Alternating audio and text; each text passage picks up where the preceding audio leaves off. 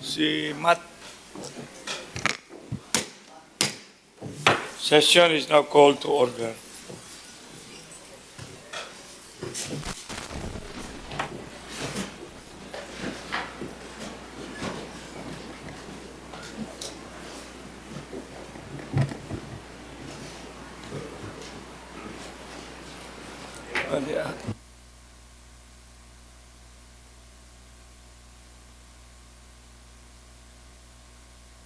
Let us put ourselves in the holy presence of the Lord.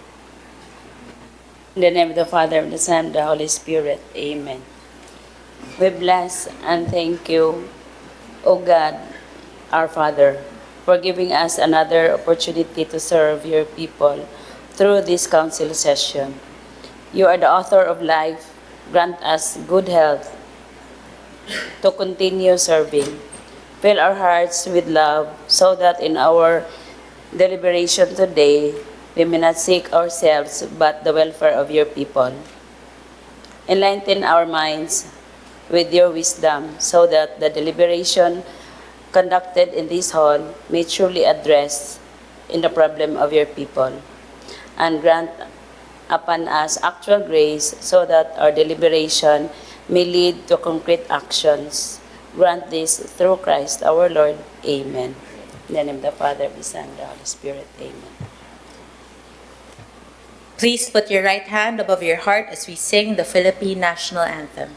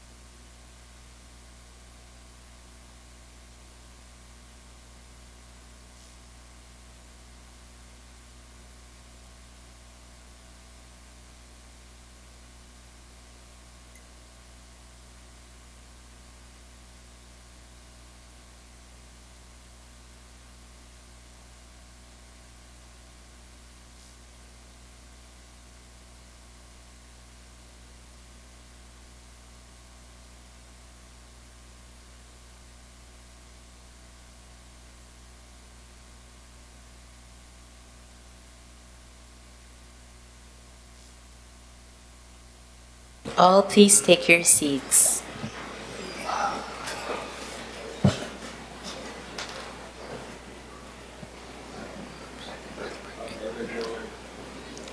We have not yet reached the number constituting quorum, but nonetheless, with due respect to those who came in, and the gallery being already with personalities who may be participating in today's session, may I, instead of declaring quorum, hear from Member Hontiveros to bring us to move to dispense the reading or the declaration of quorum. Member Hontiveros. Thank you, Mr. Chair.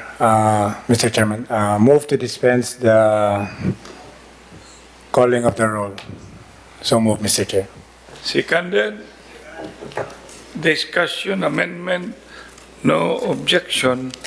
Hearing none, the declaration of quorum is being dispensed. Next item, Member Archibald, because I was looking for the majority floor leader, then the minority floor leader, and then assistant majority floor leader. Member Archibald.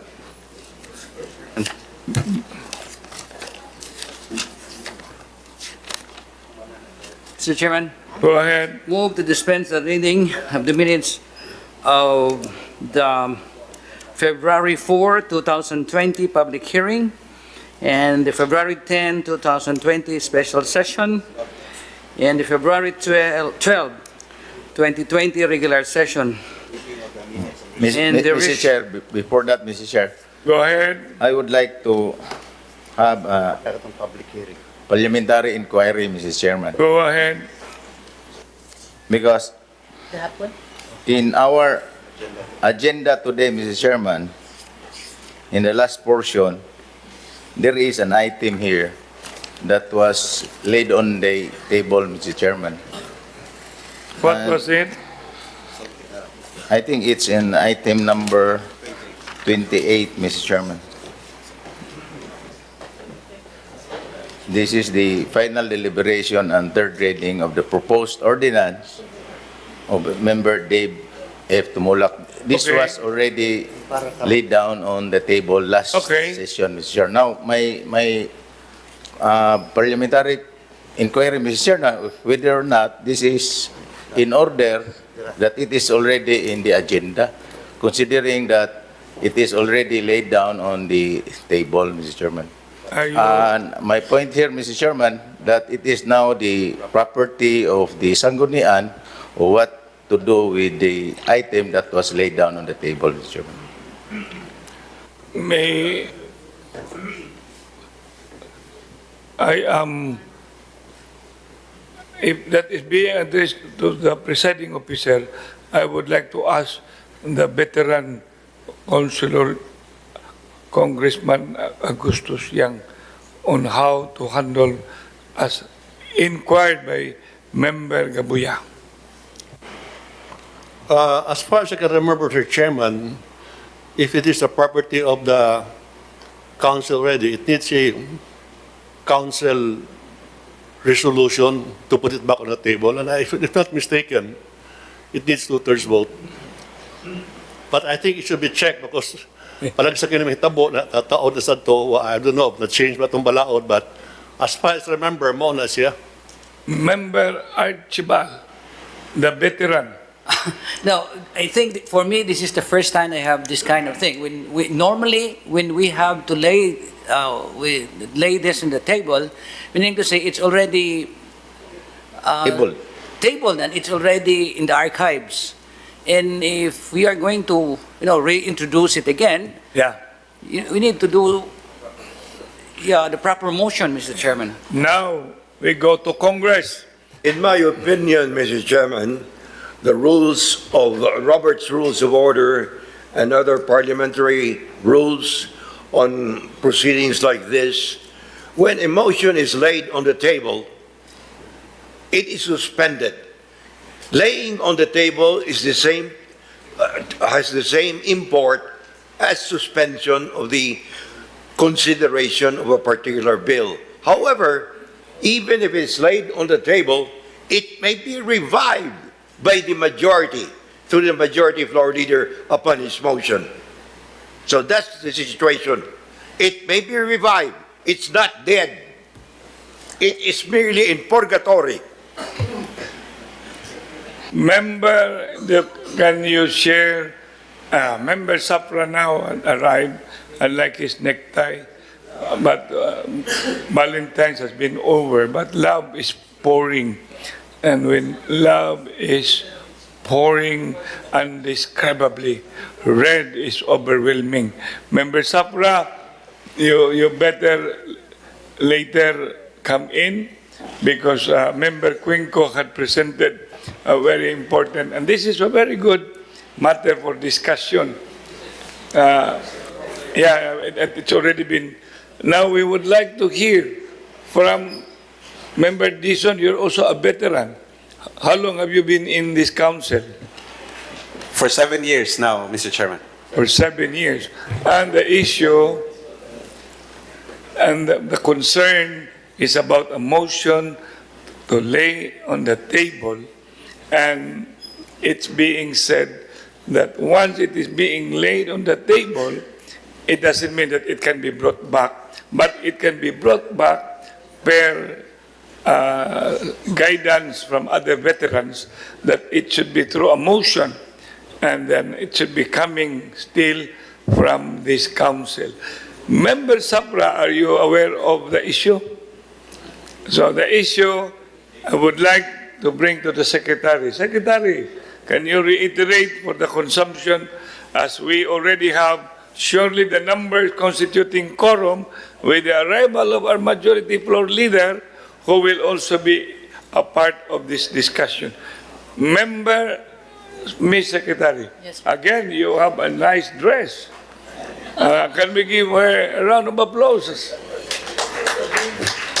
The second time. In mass motion? In mass motion. Okay, Ms. Secretary. So the question that was raised by Member Gabuya was what happens to a particular ordinance that has been laid on the table.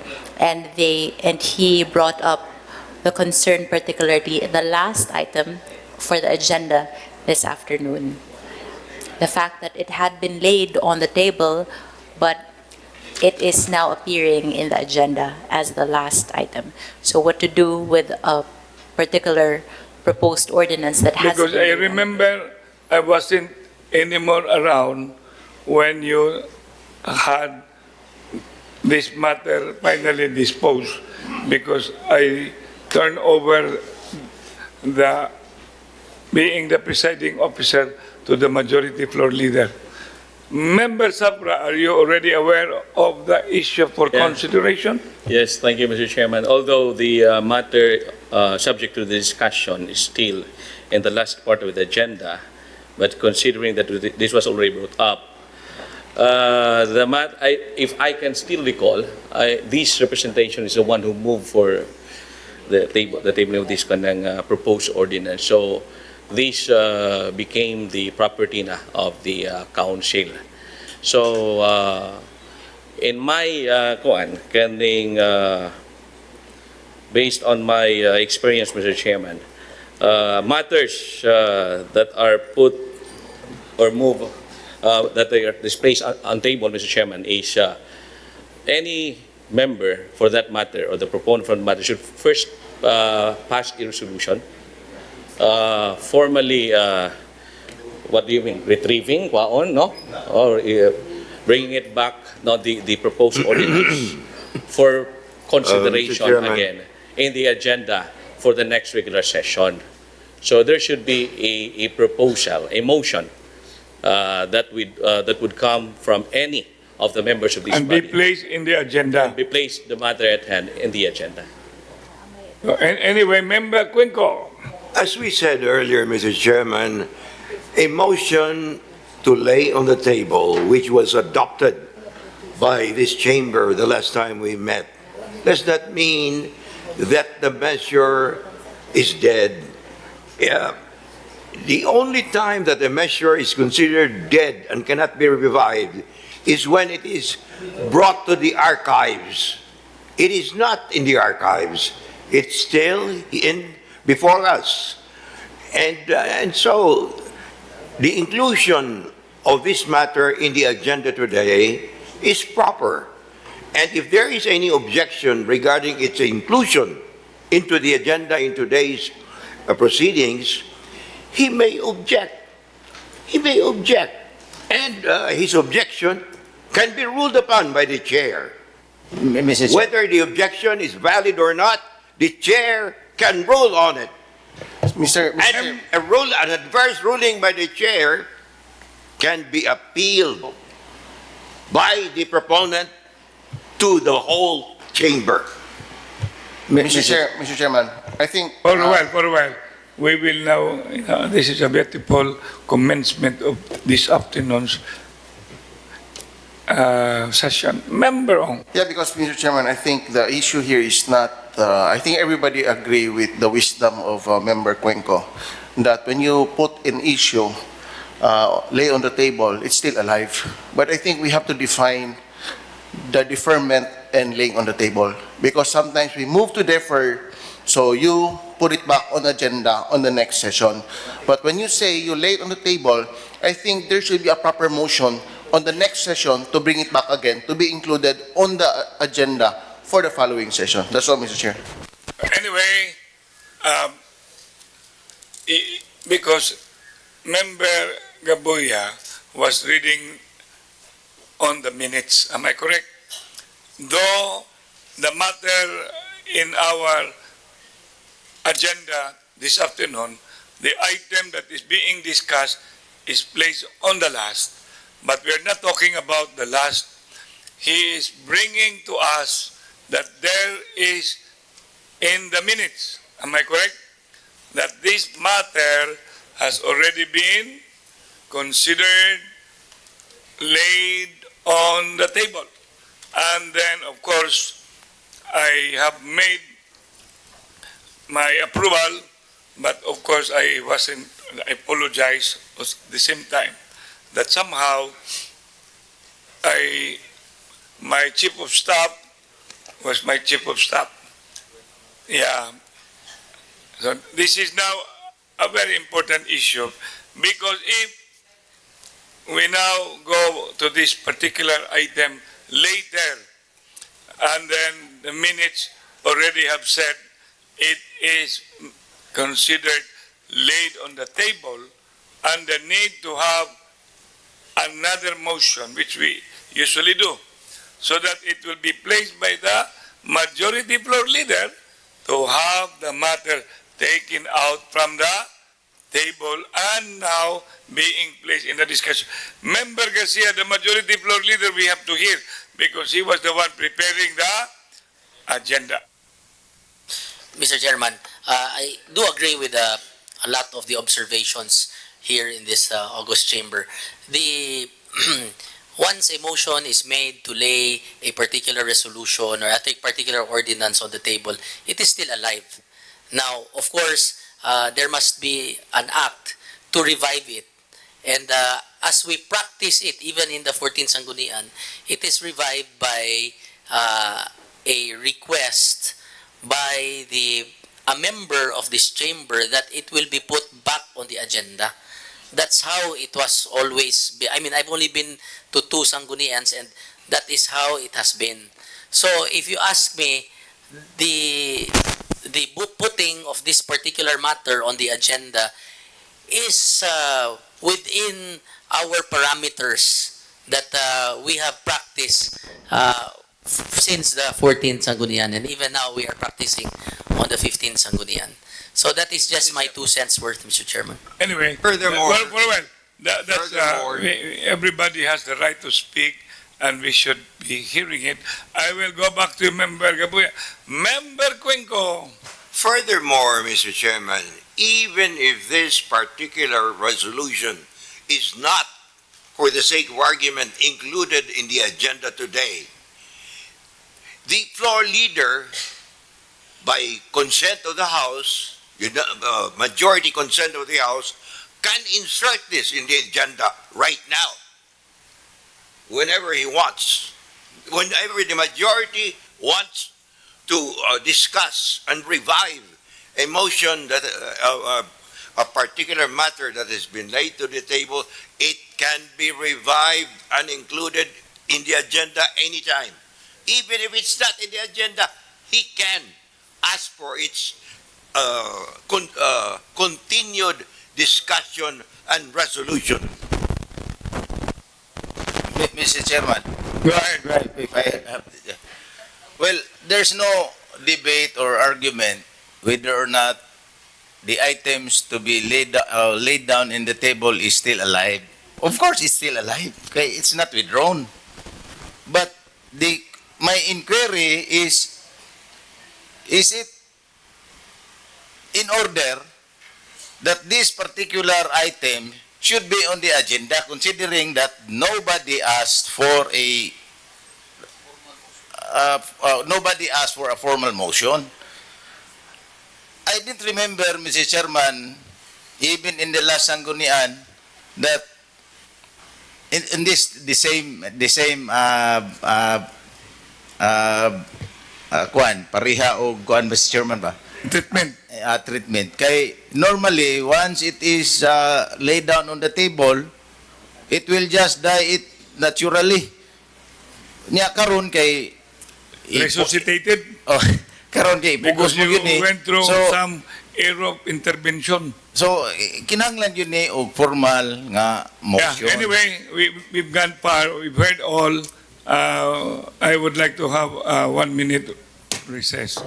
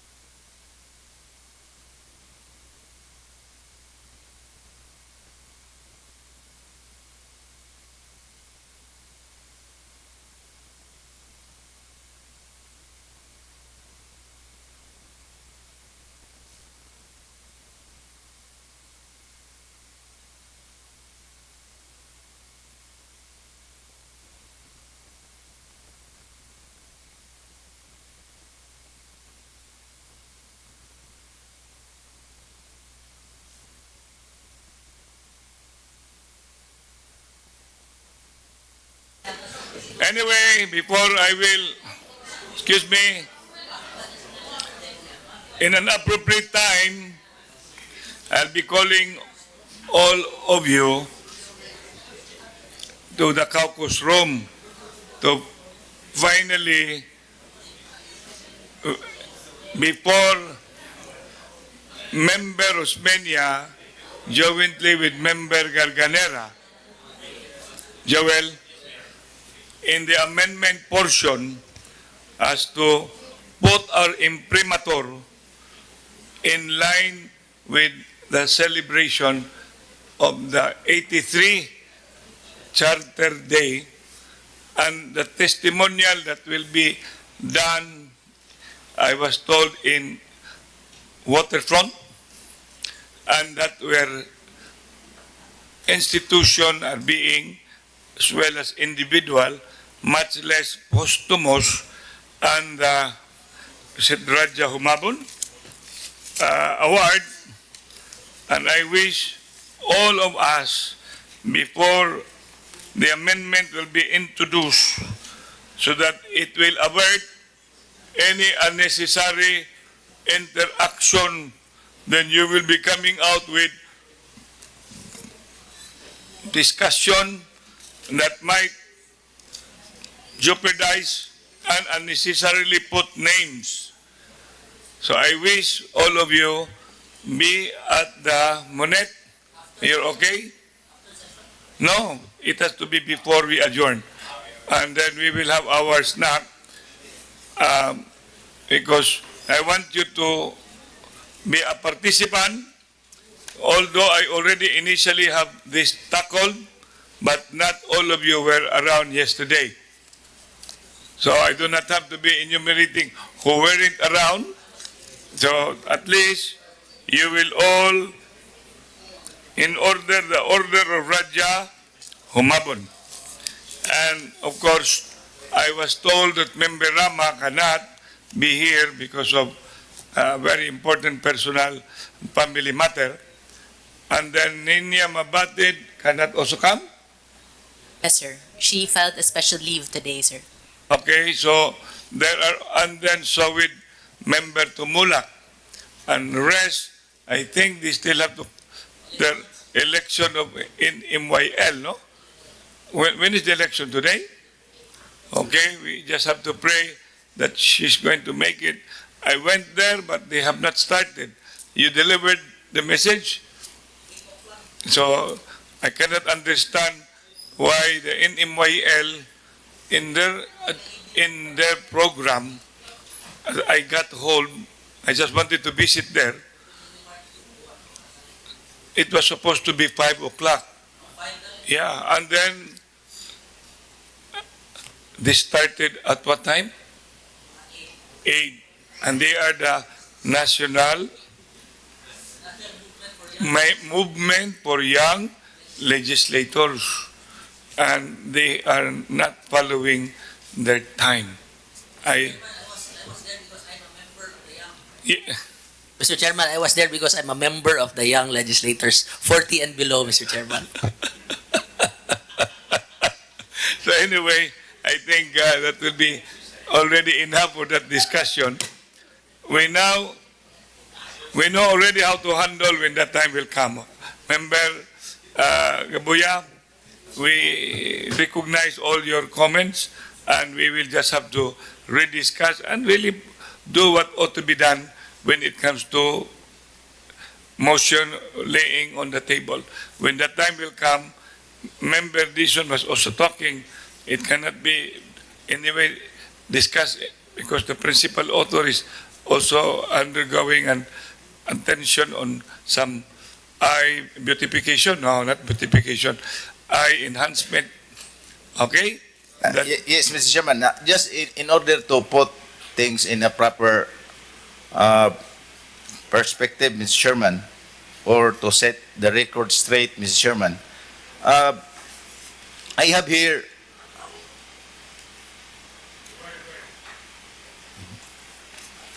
Go ahead, Member. Yeah, I have here a Robert's rule regarding the tabled items, Mr. Chairman.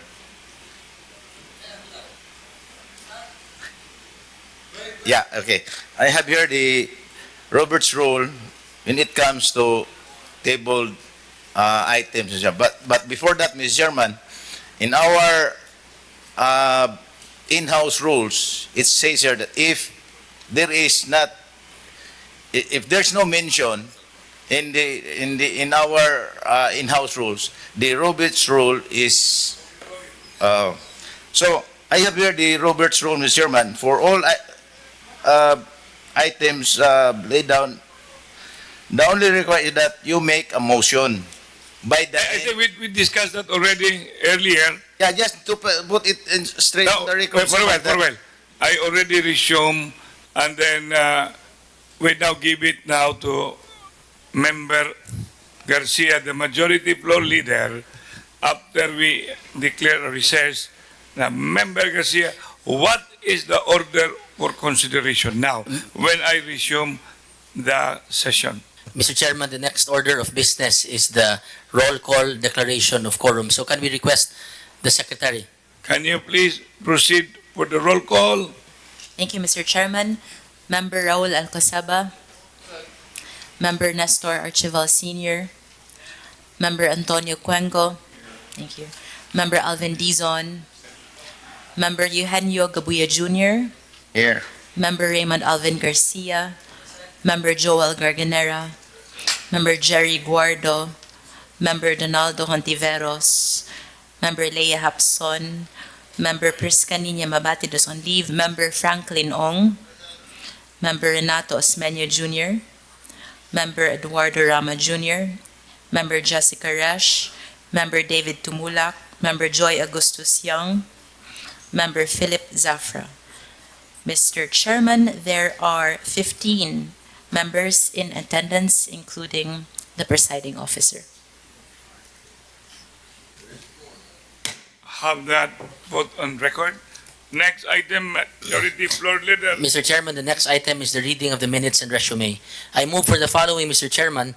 I move to dispense with the reading of the resume and minutes of the regular session held on February 12, 2020, to dispense with the reading of the resume and minutes of the special session held on February 10, 2020, and to dispense with the reading of the minutes of the public hearing held on February 4, 2020, as well as to approve the minutes and resume of the regular session held on February 12, 2020, to approve the resume and minutes of the special session held on February 10, 2020, and to approve the minutes of the public hearing held on February 4, 2020, all in an omnibus manner. So move, Mr. Chairman.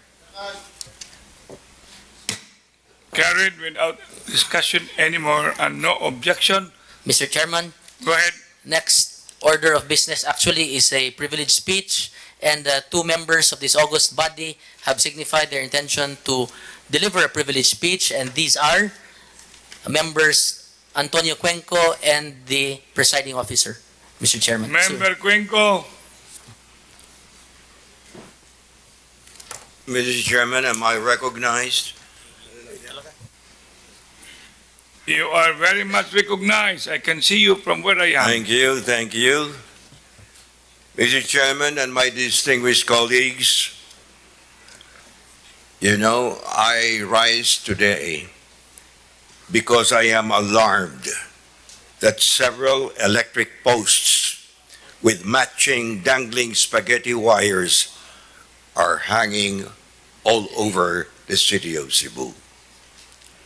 Clearly, this is an imminent danger to public safety. An accident just waiting to happen. Ako nabalaka nga ang nagharag nga mga poste, mga tumba sa dili matag-an nga adlaw o panahon ug daghan unyang kinabuhi ang mamiligro ug makalas. In other countries, we know, especially those who have traveled abroad, that electric wires of various utilities, dana mga cables, are buried underground so that they do not pose a dangerous hazard to all of us. Tungod nining daghan kayong kuryente nga nagbitay murag spaghetti. Itawag nag spaghetti wires. Ang mga electric posts nagtakilid. Ang uban hapit na matumba. Tanawa palihog. Ako kining giritatahan sa miaging mga adlaw nga nang labay. Tanawa, Ramon Duterte Street, corner Good Shepherd sa Banawa. Tanawa. Tanawa ang mga spaghetti wires. Unya tanawa ang poste, hapit na matumba. Diha sa dapita, Duterte Street, Ramon Duterte Street, corner Ramon Arsenas Drive, Banawa na sab. Tanawa. Kuyaw kayo matumba na. Madiskrasya tatanan. Sunod. Sunod na slide, please. Francisco Jaca Street sa Barangay Inayawan. Take a look. See for yourselves how dangerous these posts are. Kunya, tanawa, mga alambre, mga kuryente, mga koneksyon nga naadya nga sa poste. Naghatag kinig gibugaton sa mga poste nga hapit na matumba. These pictures, sige pa, daghan pa kayo ni. Nasa Andres Obeliana, naman ta magpuyo diha. Ug Marcial Velez, corner kini, in front of our house. Nga, kuyaw kayo. Daapay S Hotel diha. Unya, kanang nasto mo na'y tapad yun sa akong balay gipuyan. Next slide, please. Ay man to kubad. Daghan man kayo sa tibok syudad. Di labang diri south, kundi sa north, usab. It's all over the city. At daghan kayo ni, di na nato usikan ato panahon sa pagpakita kaninyo sa uban nga retrato nga akong nakuha. Sa uban nga mga poste nga hapit na mga tumba. These pictures, Mr. Chairman and my colleagues, on the widescreen are proof of the inexcusable neglect of the Visayan Electric Company, the public utility which is tasked to set up those electric posts and install those spaghetti wires. Oh, Mr. Chairman, I am so worried over the dangerous situation, and I call upon VECO to join us in an executive session to address this problem.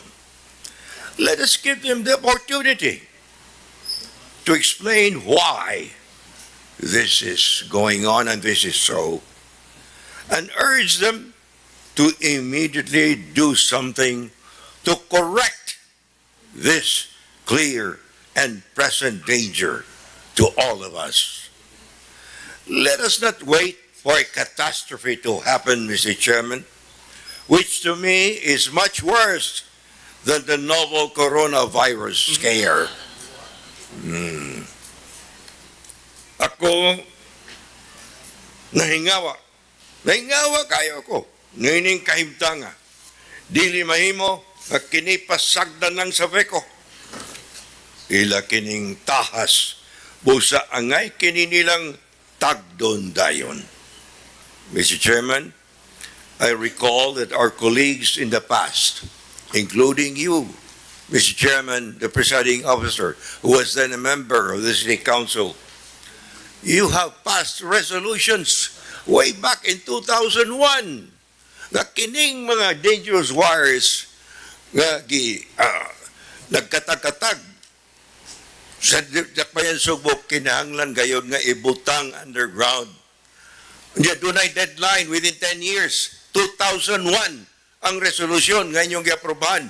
Resolution number niya ko'y kopya sa resolution sa ordinance ni kay resolution ordinance gyud enacted on April 4, 2001. Authored by Nestor At that Achiban. time, Renato Osmeña was the presiding officer. Correct. Dugay na kayo ni. The ordinance is number 1894. Unya, Authored by, sa mga ordinance, authored by, do you have the author? authored by, yes, our cousin, the father Asinato pa. of the handsome young man, Junior, Renato Osmeña Jr. Unya, 10 years ang gitagal. Human maaprobahay ang mong resolution niya itong 2001, resolution number 1894, nga within 10 years, ilubong yun na, i-underground ka ng tanang mga wires, including cables. Tanan. Di lang kay ang Beko wires, hasta ang mga cable companies, gimanduan, nga dili na ibitay lang diha, ibutang yun na underground for the safety of the public. Then, Mr. Chairman, now, as chairman of our Committee on Transportation, Communication, Energy, and other utilities, it is our duty to make sure that this particular irregularity is corrected right away. Mr. Chairman, and my esteemed colleagues, thank you for letting me express this sentiment in answer to a lot of concerns from our people. We have to act, and act swiftly and decisively. Hinaot na kini aksyonan karon dayon. Maayong hapon ka natong tanan. Have a pleasant evening ahead of all of us. Mr. Chairman. Mr. Chair. Member Garganera, Member Guardo, Member Gabuya, and Member Archibald. Oh, Mr. Chairman, in conclusion, I would like to file the following motions relative to my speech. I want this speech to be noted. Then number 2, to request the City Mayor, Edgardo Lovella, through the Chairperson of the Committee on Infrastructure, City Councilor Jerry Guardo, to convene the Utility Lines Installation Coordination Committee. And number 3, to request the appearance of various concerned private utility companies and the Technical Infrastructure Committee in a citizen's hour to explain the non-implementation of City Ordinance 1894, which, by the way, provides for penalties for non-compliance and non-implementation. Thank you. You can. Once again, Mr. Chairman. Member Garganera, discussion. Mr. Chair, this is not just a clear and present danger, but many tragic incident already happened in the past, Mr. Chair. To recall, last July 8 of 2015, when I was still a barangay captain, Mr. Chair, a Veco electric pole falls, kills a 13 years old boy from Tejero. Ang nahitabuhan ni Mr. Chair, around 10 o'clock in the evening, there was a spaghetti wire hanging along Osmeña Boulevard, formerly MacArthur Boulevard. And when Veco answered the call, Mr. Chair, it turned out that they did not respond because the wire is not there. No, it is one of the utility, telephone wires. So ilang gibiyaan. Then, few minutes thereafter, a van, container van, nagdahuros lang going to the tunnel, Mr. Chair, naigo ang spaghetti wire. So, ang pole, pagdigo, nadagit man, Mr. Chair, natumba ang poste. Ang bata in town nga nagkaon sa barbecue, na barbecue stand sa kilid, naigo. I have a complete footage of the incident, Mr. Chair, that caused the life of that 13-year-old boy. And then, pagbalik sa Veco, Mr. Chair, had they respond? Pero it's not a Veco gito siya, kaning ilahabit ang mga contractor, no? I have the name here. Gipapriso na ako, Mr. Chair, ang duha. Ha? Akong gipapriso atong tungora, no? And then mo ni nahitabo nga nagpasa-pasa, dili ilaha ang linya.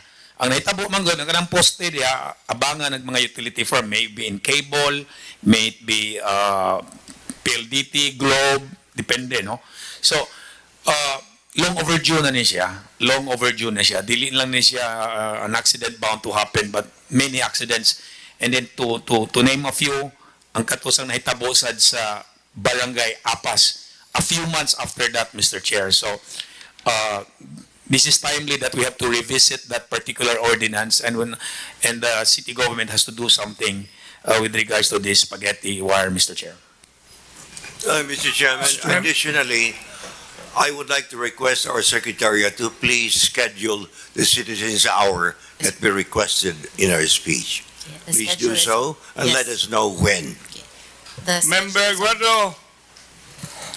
Yes, Mr. Chairman, I agree with the observation of the Speaker, Mr. Chairman. In fact, being the Chairman of the Committee, Technical Infrastructure Committee, among the measures I have passed an ordinance.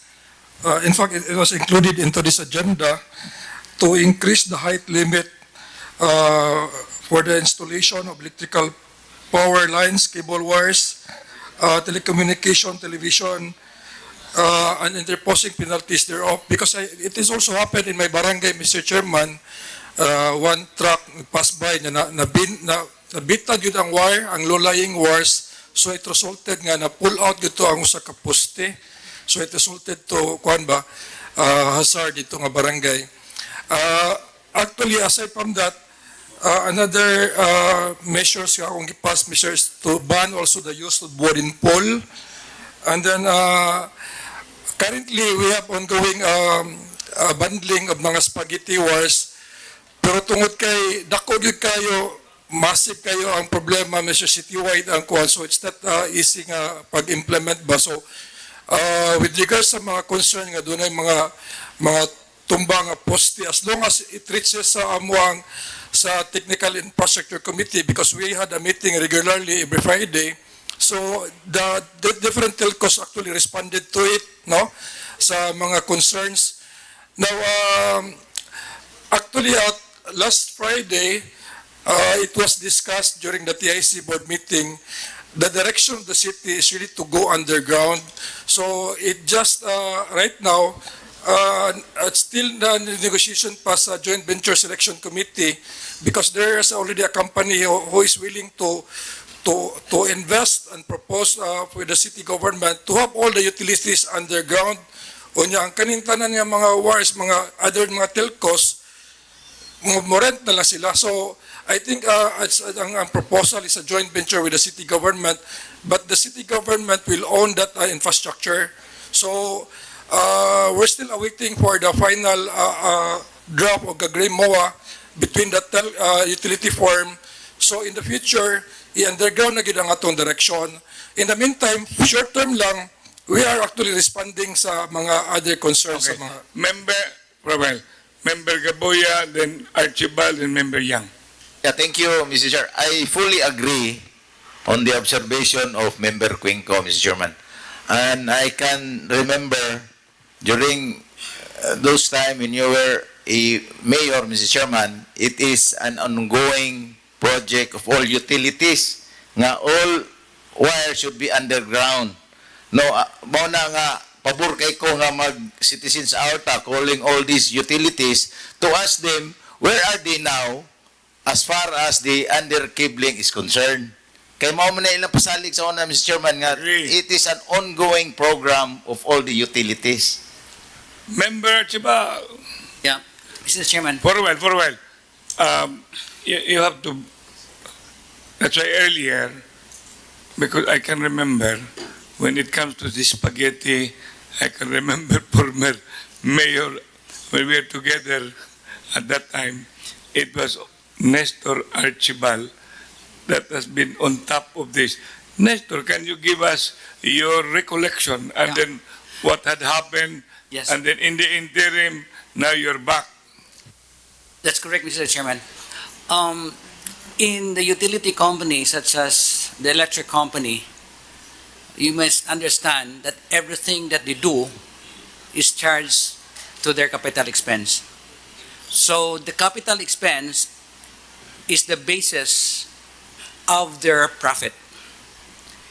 Every time we put something in there, we put the overhead going to underground, they have a charge.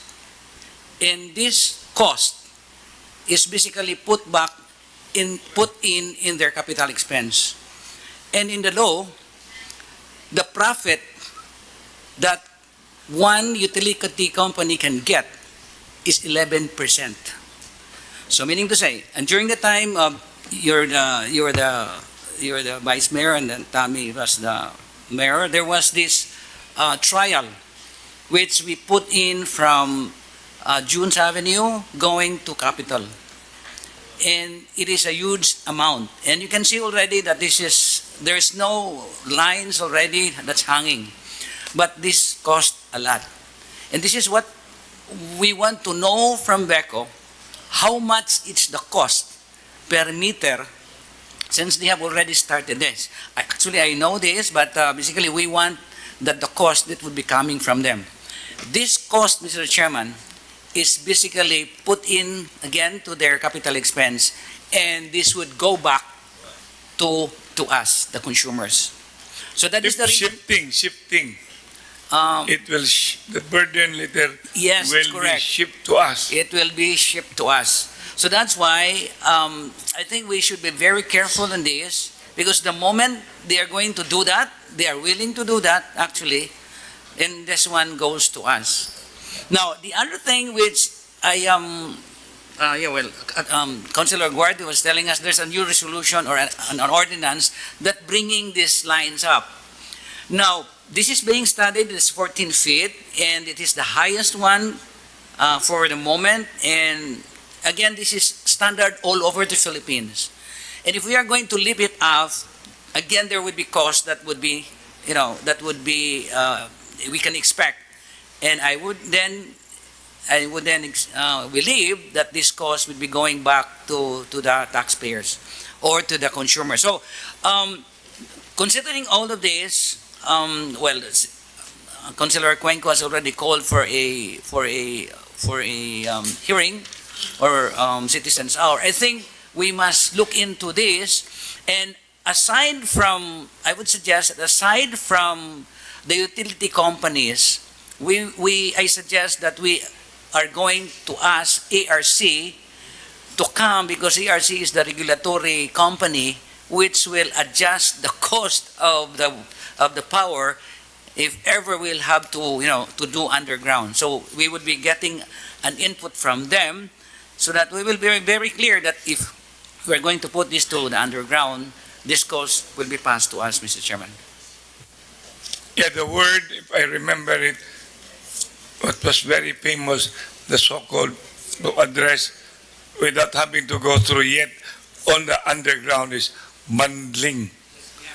And then I remember Mayor Tamius Menia was even suggesting to us That's correct, Mr. Chairman. coloring of the wire. Yes. So that we will be able to identify whether it is BECO or other utilities. Member Young. So I think. Mr. Chairman, can I add something? Go ahead. In an answer to this, we are drafting an ordinance which I will be presenting next week. I think we're ready. I'm presenting an ordinance to the answer of this color coding, Mr. Chairman. And then for the information of everybody, of course, Member Alcoseba used to be the BECO connection and the father at the same time. But I've been in contact with the management of BECO, bringing them to the memory, Member Archibald, of what they wanted to do, and you remember this, because I anticipated with the lowering, with all the, from Capitol to Sansianco, I've been telling them, please, it's a very good project. However, the transformer that they are now, and it can be seen, has become, as we call it, a very good subject for the kaning mga vandalism. Okay, and we were having an agreement before, which I have told them, you can have it, but please provide security so that it will not become subject to vandalism. Second, it will not be too quick for anyone who wants to make a pee, because it can be a very good area. Third, for those who want to drop some garbage coats, they can just place it and leave it there.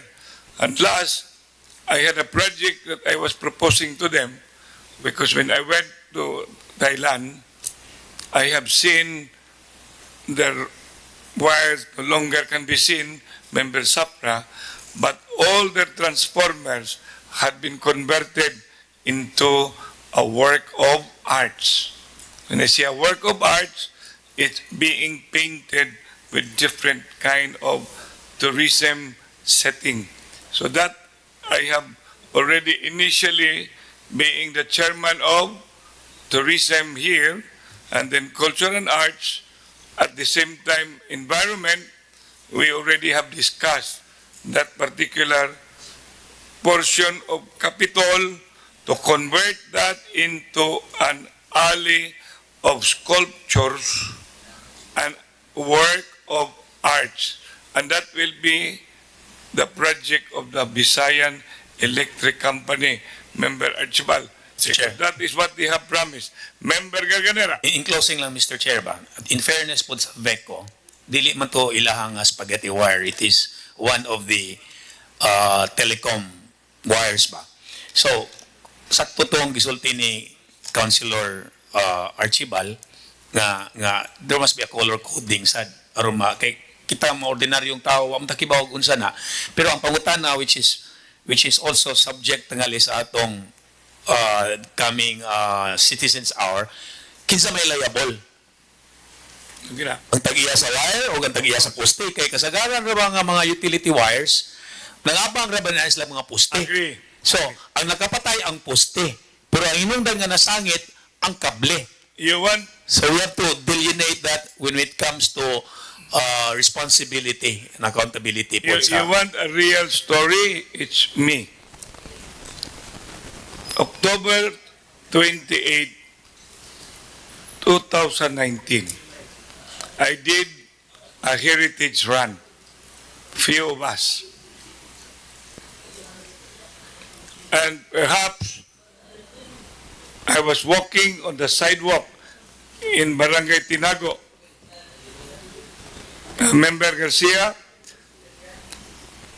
after I visited where I was being reared in Sitio Calero. So lucky, and I thank God, because my forehead was hit by a wire. You know what I mean? Member Cuenco, that's why I said we have to go for that. Because otherwise, if had it hit my eye, and it was a wire,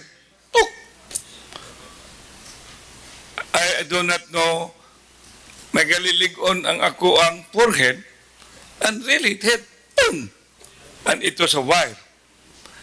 That's why, and we have to thank, I do not know, the quick response team, because all the time in the Pier Angeli, I don't know if you notice it, I have to call currently the office of Harold Alcuntin. But he will tell me, sir, dili mo na ako trabaho na. But I told him, you were my mayor's awardee. Please, before accident will come, because dangling wires were there in the road in Pier Angeli, Ramos. That's why these are not new thing, Member Cuenco, and we thank you, because I told you I was just lucky that what hit the wire only on my forehead. At hit my eye, then I will be like Dave Tumulak undergoing, but there's nothing major in Dave Tumulak. It is enhancement. Member Dizon.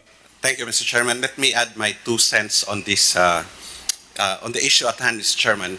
Tinood dugay na kayo nigi-discuss ng issue during the 13th and 14th Sangguniang, which I was a part of, naisgutan na ng spaghetti wire issue. So I think it's about time that we should ask these public utilities or public utility companies to strictly comply with our local legislation. Because, you know, government is dali kay nato mapasunod mga ordinaryong tao, mga pobre, no? Government, for example, is implementing clearing operation sa mga vendors. Now, the ILG is again doing clearing operation in the barangays. Why can't government ask these companies, big companies, because as a matter of fact, they are running a business with high profit.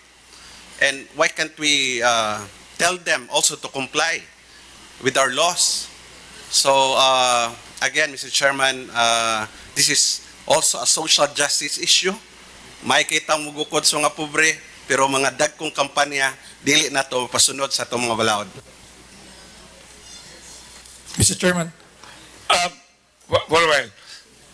Sakto kayo ito ha. This is not about Beko alone. Now, let's be very clear. Because ito nakaigo na ko, di mo to Beko. I don't know whether it was Globe or what, but I'm personally taking the matter seriously.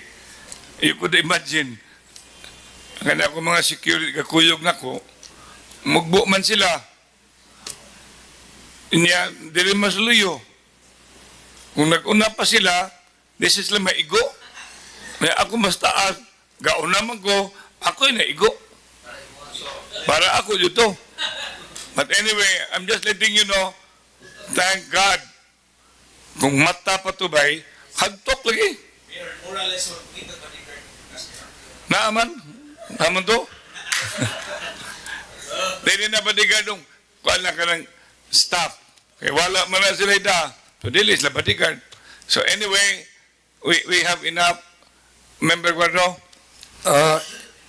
Just for the information as a member sa council, Mr. Chairman, I think during the 13th Sangguniang Panlungsod, there was already an agreement by the city government and then the BECO and the telcos to implement na underground. In fact, phase 1 and phase 2, ang nag-grid was ang route sa Sinulog, mo ni ang parting ipa-implement. So from Capitol to Jones na human na, and then Santo Rosario, direct going to San Carlos, that was phase 2. Ang phase 3 karon Mayor, ongoing ang ilang underground installation karon from Dayas going to the Sacarita. Ang by phase lang Mayor, ang observation ako, it took them 1 year for the implementation on a phase by phase nga basis. So ingunan na siya ka dugay, ka slow ang ilang implementation. So right now, ang ilang focus mo na siya ang kuan. Then after anang Carita, proceed na sila dire going to Mango Avenue, Mr. Chairman. Anyway, we have discussed, we will be able to have that on the citizens hour. So please be ready with your interpellation, during the interpellation. Anyway, next, member. Mr. Chairman. Reiterate my motion, Mr. Chairman. Yeah.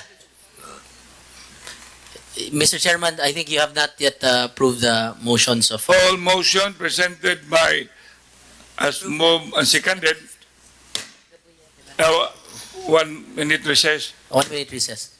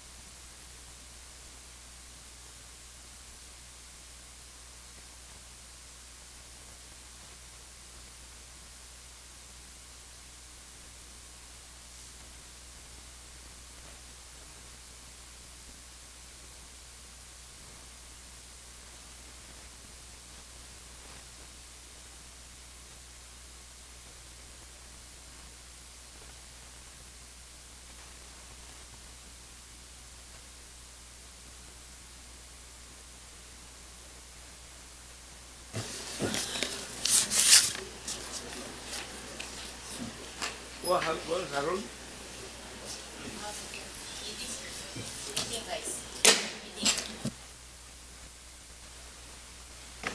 The session is resumed.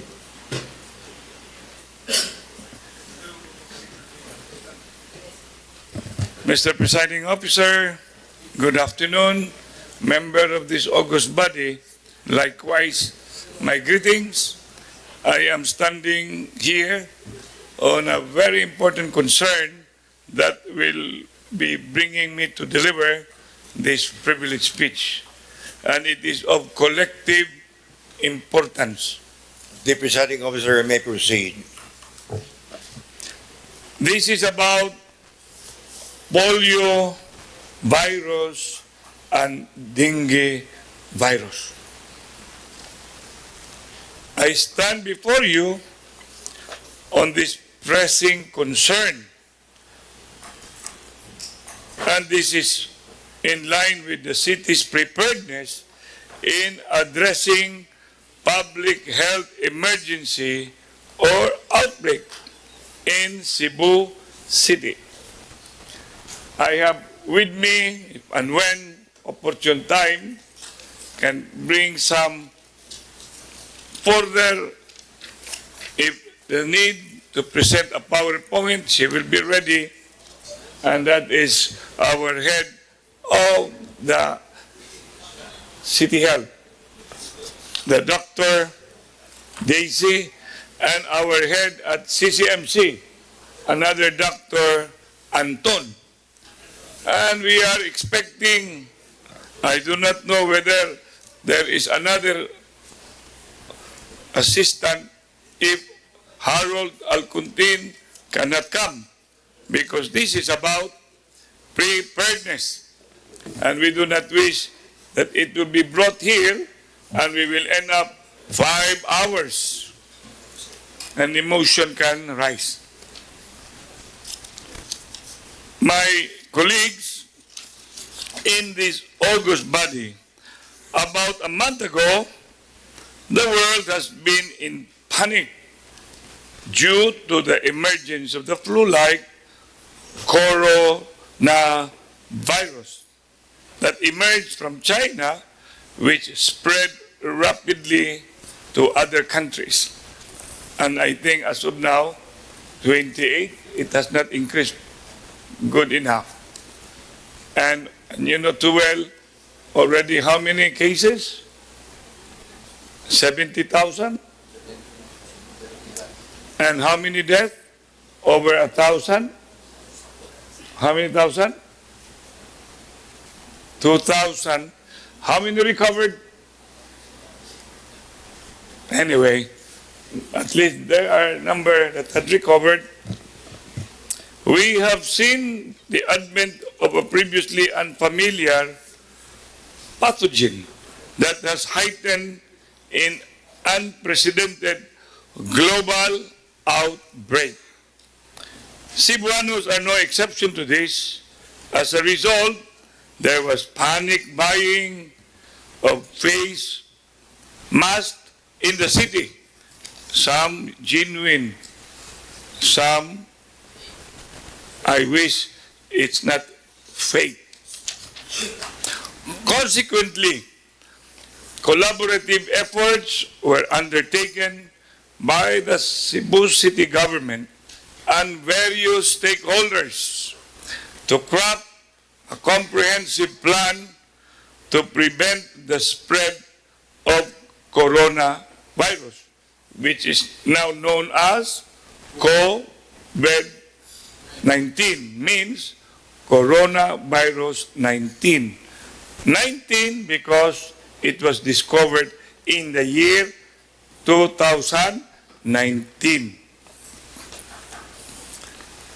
We, indeed, in this august body, had appropriated funding for outbreak preparedness in the city, not to mention our massive information, education, and communication drive to the city's constituents. In fact, my office, as the head of the Sangguniang Panlungsod on this particular concern had been very busy distributing posters, not just like posters, to all the stations now. Second, I also have made them to have parishes so that the parishes will also have that poster. And I have already scheduled when this week, which we are celebrating Chartered Week, I will be going in all 80 barangays, that if you have the time, be with me, also bringing posters and some staff who will be also explaining just and when question and answers will occur. And I wish Daisy can bring one to accompany me so that it will be more of really from the horse's mouth, because that is the most important thing, to avoid and to bring preparedness at a professional and intelligent level. Now, as we channel our focus and much of our resources on this pandemic, the novel coronavirus, I pose this question: how prepared is our government in terms of addressing other diseases such as polio virus and dengue and other infectious and contagious diseases? Poliomyelitis, or in short, polio, SAM, and Ken, according to the World Health Organization, is a highly infectious viral disease that mainly affects children. Mainly affects children. The virus is transmitted person to person and is spread mainly through the fecal oral route. Pasabot sa Binisaya, fecal oral route. Kaon and bang libs. Bang libs. Balihana muna.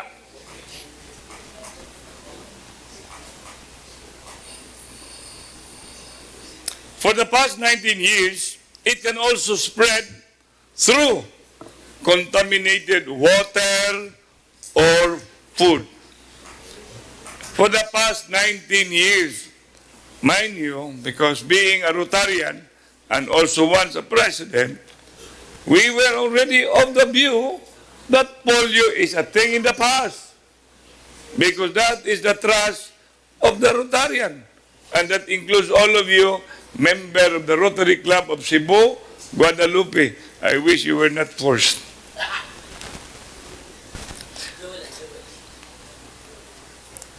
Imagine the Philippines was freed of any polio-related diseases for the past 19 years. It was until September 14, 2019, another 19, when the disease began to resurface again through a positive test result done to a 3-year-old and a 5-year-old from southern Philippines, that the national government declared Elvis Bailoses an outbreak of polio. Bear in mind, September 19, 2019, Joy of Councilor Osmeña. Children in our country are at risk of lifelong, malubog sa resulta ng polio, paralysis, because of this outbreak. At risk. At risk. Very recently, last February 8, 2020, the U.S. Research Institute for Tropical Medicine, RITM, disclosed that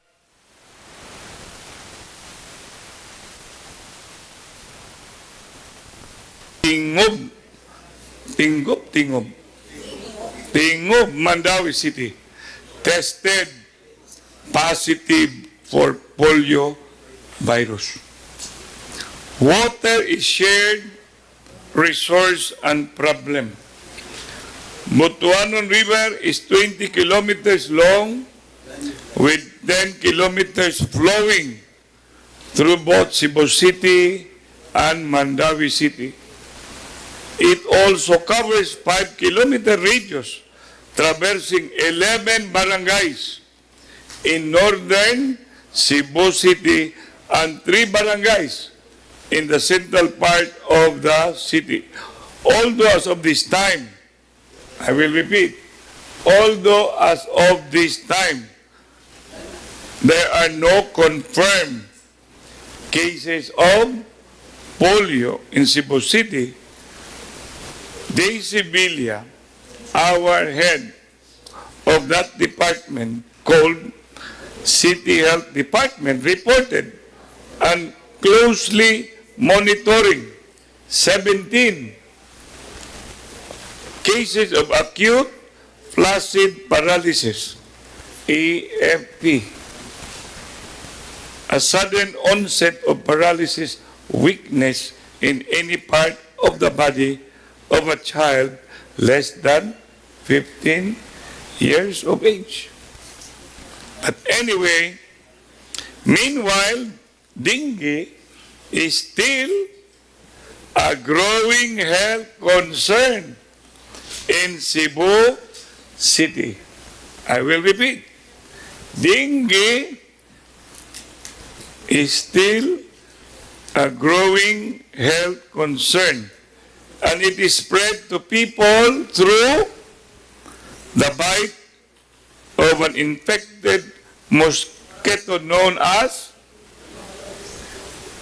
Aedes aegypti.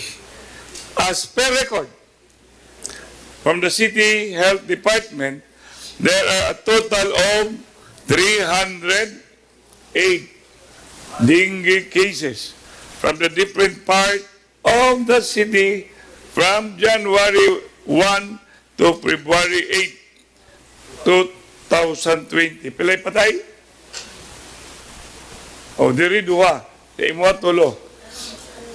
O, sige lang. Ini kami tinuod. Tulo.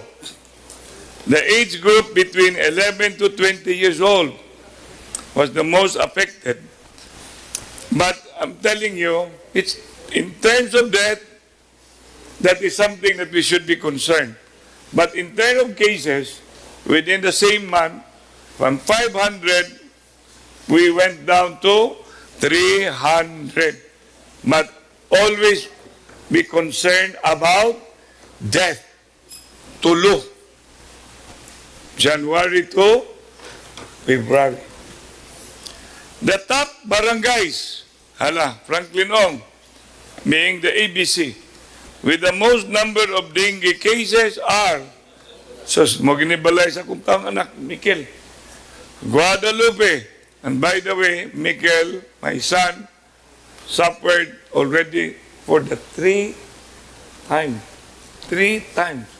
on dengue. Tisa, Labangon, Talamban, and Mambaling. Of course, member Cuenco from Guadalupe, be very careful with the gutter, all those that is in keeping water that are clean water. Lahog, and tied for the 5th spot. Tied sila, gigano. It saddens me more that this news came at an unfortunate time when we are still reeling from the upshot of the COVID-19. Yesterday, the Committee on Health, Hospital Services, and Sanitation, chaired by yours truly, convened the stakeholders purposely to suggest aligning our limited resources to address these two pressing concerns. Aligning our limited resources. Polio virus and dengue are a result of poor health care system across the country and unhygienic living condition. This we must address. Borrowing the statement of our presiding officer now, with all those posts hanging and with all those dangling, it is as serious as even more than coronavirus. Kung kita naadlok sa coronavirus, ato sa tagaan o pagtagaan ang polio virus o ang dengue virus kay og maulahita. Again, mag-ihat ta o iyatap. Bago sa iyatap doon, patay.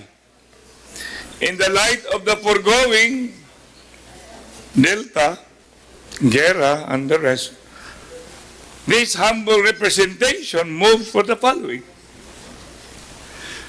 Move to note this privileged speech. Second, to request the Cebu City Disaster Risk Reduction Council and the City Health Department to work together and come up with a comprehensive plan of preventing, addressing, and much less controlling the occurrence of polio and dengue in Cebu City, and to submit the same to the Sangguniang Panlungsod for us, more or less, to appropriately address. As I have said, and also to urge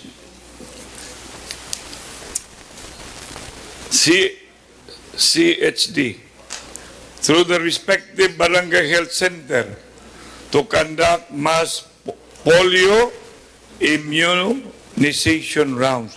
Kinahanglan ni kwarta, kinahanglan yun urgent ni.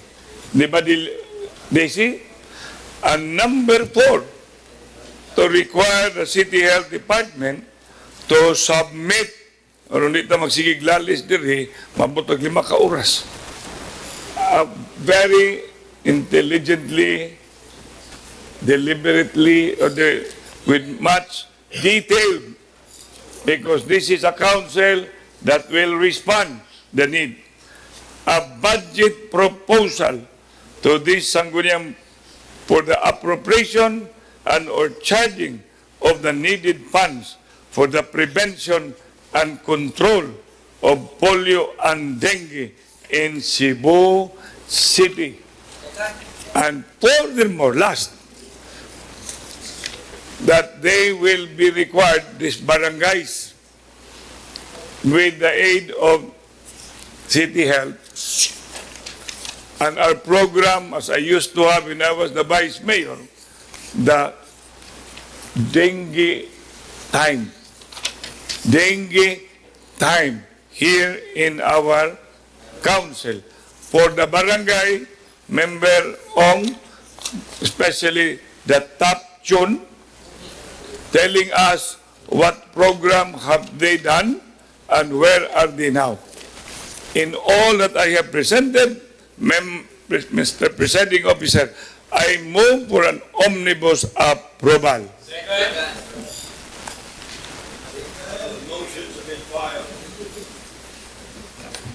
Several motions have been filed by our presiding officer. And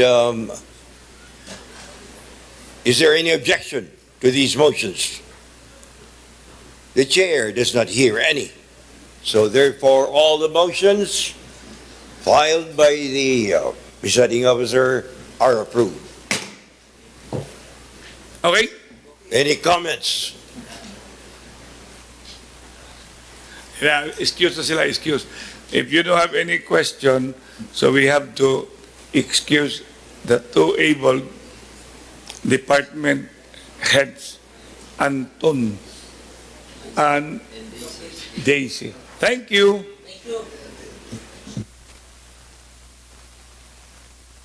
The session is suspended in order that the presiding officer may return to the podium and your... Sige.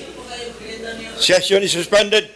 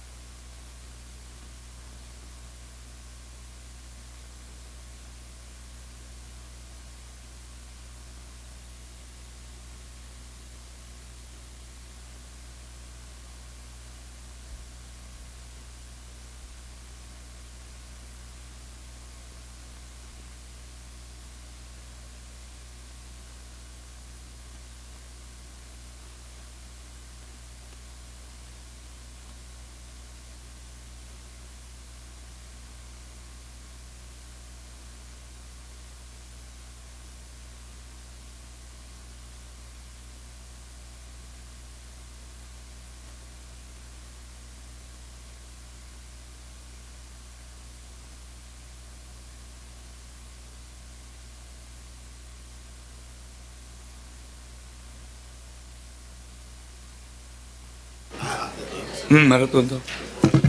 Put all together. Chat there. Ayan lang, min mo to. Next.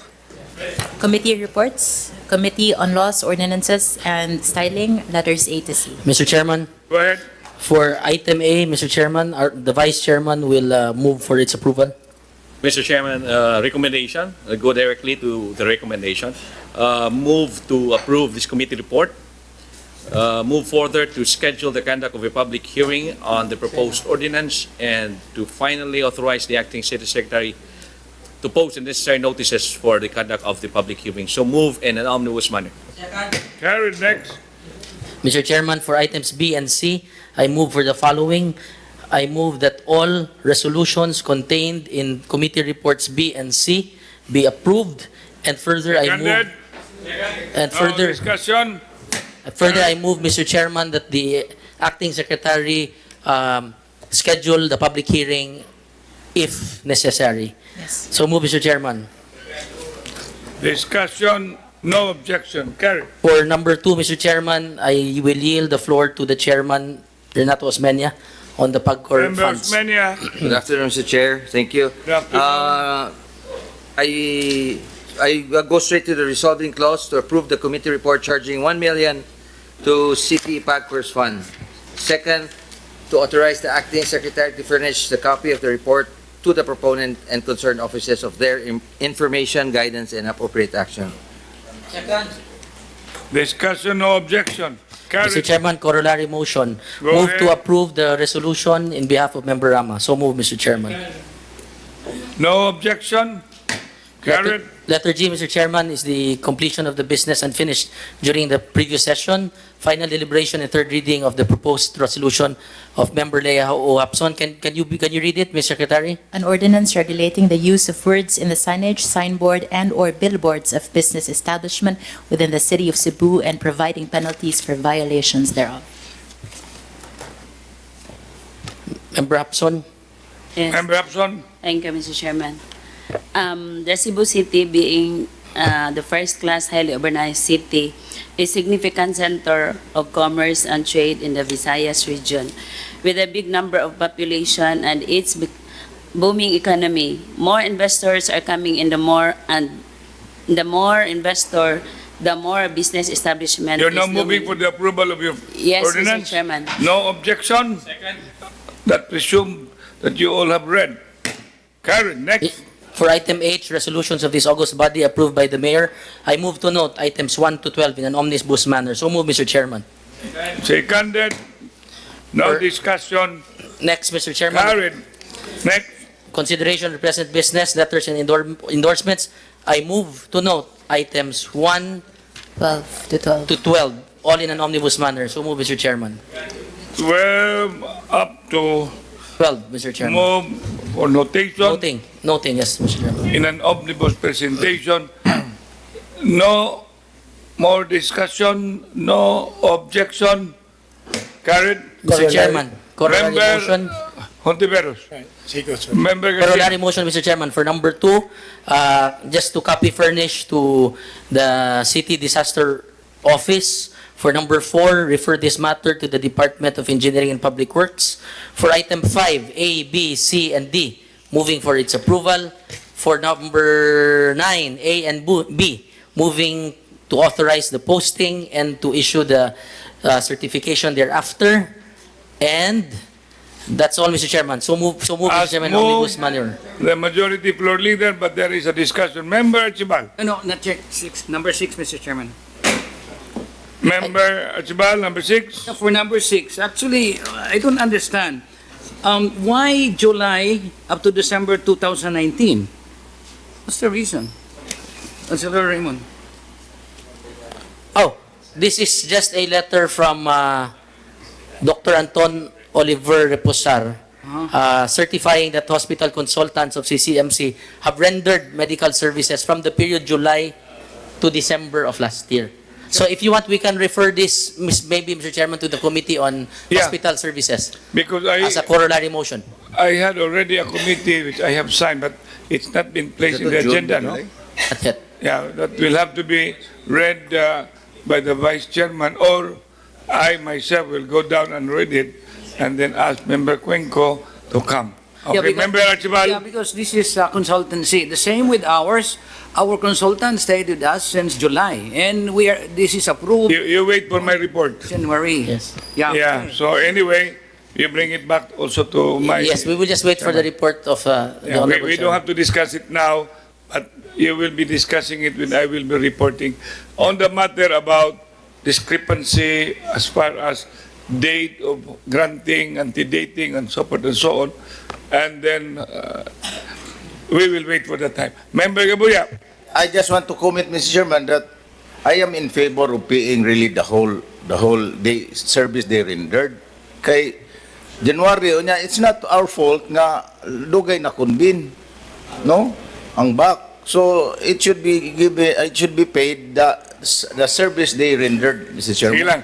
Anyway, and it's another issue, but let's just bring it to my level, and then we will have to put it one after the other, okay? I think it's just a letter, Mr. Chairman, but the actual approval, kung masweldohan yun sila, that is Correct. beyond us already. Okay, but you have it referred to my committee, right? Yes.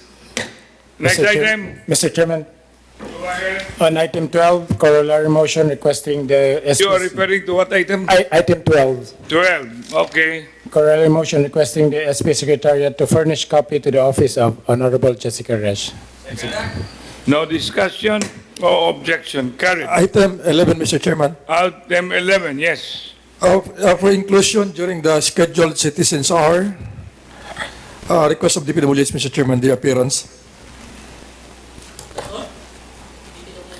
Yeah, DPWH. Also, I think also si Senro and because this is cutting of trees, am I correct? Yeah, actually, there was only the scheduled sa secretariat for the scheduled citizens hour. So this should be included, yes. Mr. Chairman, on Go item ahead. number 10. Item Number 10. number 10, go Yes. ahead. May I respectfully request the Acting Secretary of the Sangguniang Panlungsod for the new schedule of the public hearing? The new schedule is on March 17, Mr. Chairman. March 17. Okay, thank you. Proceed, Member Garcia. Next, Mr. Chairman, is the proposed resolutions and ordinances sponsored by the following city councilors. Proposed resolution of Member Nestor Archibald Sr. Member Archibald. Chairman, move to approve. Discussion, no objection, carried. Next. Next is Member Alvin M. Dizon. Member Dizon. Moving for the omnibus approval, Mr. Chairman. A and B. No more discussion, no objection, carried. Next, Member Eugenio Gabuya Jr. Member Gabuya, referral. Move to refer this to the Committee on Laws, sir. No more discussion, referral, carried. Next, Mr. Chairman, is the resolutions and ordinances of yours truly. So moving for the, before, Mr. Chairman, I move for its approval, there is a typographical error as to the letters, Mr. Chairman. So I move that the items be, the lettering be corrected first, Mr. Chairman, by the Secretary to reflect A up to letter I. So move, Mr. Chairman. Discussion, no objection, carried. For, Mr. Chairman, for, no. Wait first. Open na move. Moving for its approval, Mr. Chairman, item A, B, C, D, E, F, G. 16, 16? Up to 8. We are talking on item 16. Yes, I'm still And talking then on item 16. The author is moving from A to H. H. Mr. Chairman. Discussion, no objection. Member Archibald, what item? Discussion? Item, Member Yang. if you're E, I will be on Item, your D. And letter E. Go ahead. This is just a question, Mr. Chairman, there's not an objection. For letter D and E, 16D. C and D na siya. C and D. Okay, C and D. Yes. I'm not sure, but I think we've done this before also. Marag hatatag assistance sa kaning mga demolish nga wa sa writ of demolition. I understand, Mr. Chairman, this is the lot of UP.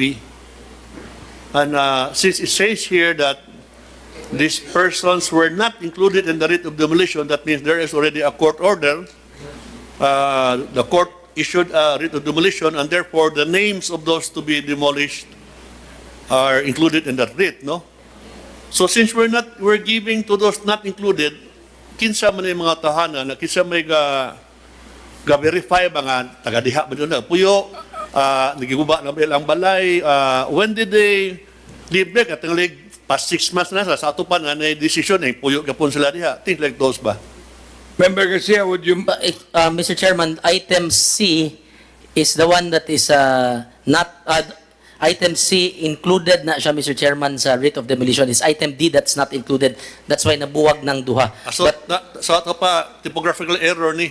It says not included magod ang duha. Yes. Only letter D ang not included. Member Sapra, can you check on the documentation? Yes. Yes, Mr. Chairman. Then I also have a discussion. The reason why I'm asking this, Mr. Chairman, because yeah, I understand UP is giving him assistance, so why should we give? This is not a city-owned lot, no? So it's a government lot, but it's not our lot. That means it's considered as a private lot or not ours. The city usually, as far as I remember, we give assistance to those nga ato ang yuta. Kung private ang yuta, o dili atong yuta, ang tagas yuta, mo tayo mo hatag sa assistance. I also remember before, Mr. Chairman, we have something like this. We always have a profiling report matena, sige kan sa DWOP. So we will know kinsa man yung mga tahana, maka-afford ba di ba? Like I said ba, sometimes magod dugan na ning kasuha, sige tagkiha ay sila last 6 months, di mahingsod na di na tay angay tagaan, no? Mr. Chairman, in addition, Mr. Chairman. Go ahead. Ang akong apprehension ni Mr. Chairman nga if we gave financial assistance to those who are not included on the demolition order, I Mr. Chairman. would like to come in, if you don't mind. Can we have this report to Philip Sapra to look into and then do your report so that we would be able to be guided correctly on the concern of Member Gabuya and the concern of Member Yang? Yes. I-check na to ang lista sa writ of demolition, bali ma-appeal na. Na-appeal na siya nga to, double compensation na. So, That's right. Actually, Mr. Chairman, I'm sure nga naiusaan ni included sa writ. Ang usa wa gyud na appeal sa writ. And then it's just the DWOP and the local housing board kay naman na sila mga community organizers who really go down to the level sila gyud nang lista og sila gyud nag-survey. And that is the list that they're coming up with. Mr. Chairman, apprehension, Mr. Chairman. Report ani Chairman, and the other thing also precisely, I am bringing the matter. I'm okay with that, Mr. Chairman. Yeah. Mr. Chairman, let me continue. Ang ako apprehension, Mr. Chairman, ba, kato naka-avail na, basig mangayo na sa pudon niya, financial assistance. Doble ba? Doble. Check on what time we will be. The other reason why I'm asking this. Go ahead. Yeah, the other reason why I'm asking this, Mr. Chairman, I remember the squatters being demolished by, I think, DPWH from Tehero. We did not give them anything. Yeah, I remember. Parang ko to na to, niya, kanisiya, it's UP, but it's not our lot, no? Niya, di mo hatag mata nila na, Member Sapra. it will be opening the doors ba for others. So, naasay mo sunod, ani? Gasto kita? Excuse me, Member Sapra, because I remember under my incumbency, I really wanted to also address the concern of that careta. And Mr. Chairman. Member Sapra. Yeah, if the proponent will agree, can we just refer this first? Yeah, he will be referred. Mr. Chairman, to the Vice Chairman and the Committee on Housing. Yes, since this is my resolution, Mr. Chairman, I will refer this to the Committee on Housing, the Vice Chairman, because I'm the Chairman, and also the Committee on Laws, the Vice Chairman, because I'm also the Chairman. So move, Mr. Chairman. Vice Chair of. Well, you didn't have to be involved. He is the Vice Chairman of the Committee You're the on Laws. Vice Chairman, okay. So move, Mr. Chairman. So who will be reporting? Carry. Member Yang? Just to clarify from Member Garcia, kaning item C, included niya, dili ni not included, ha? Nasayop na siya. That's right. Yeah. So, Yes. So the yeah. Were So included. ang i-report lang, Mr. Chairman, is item D.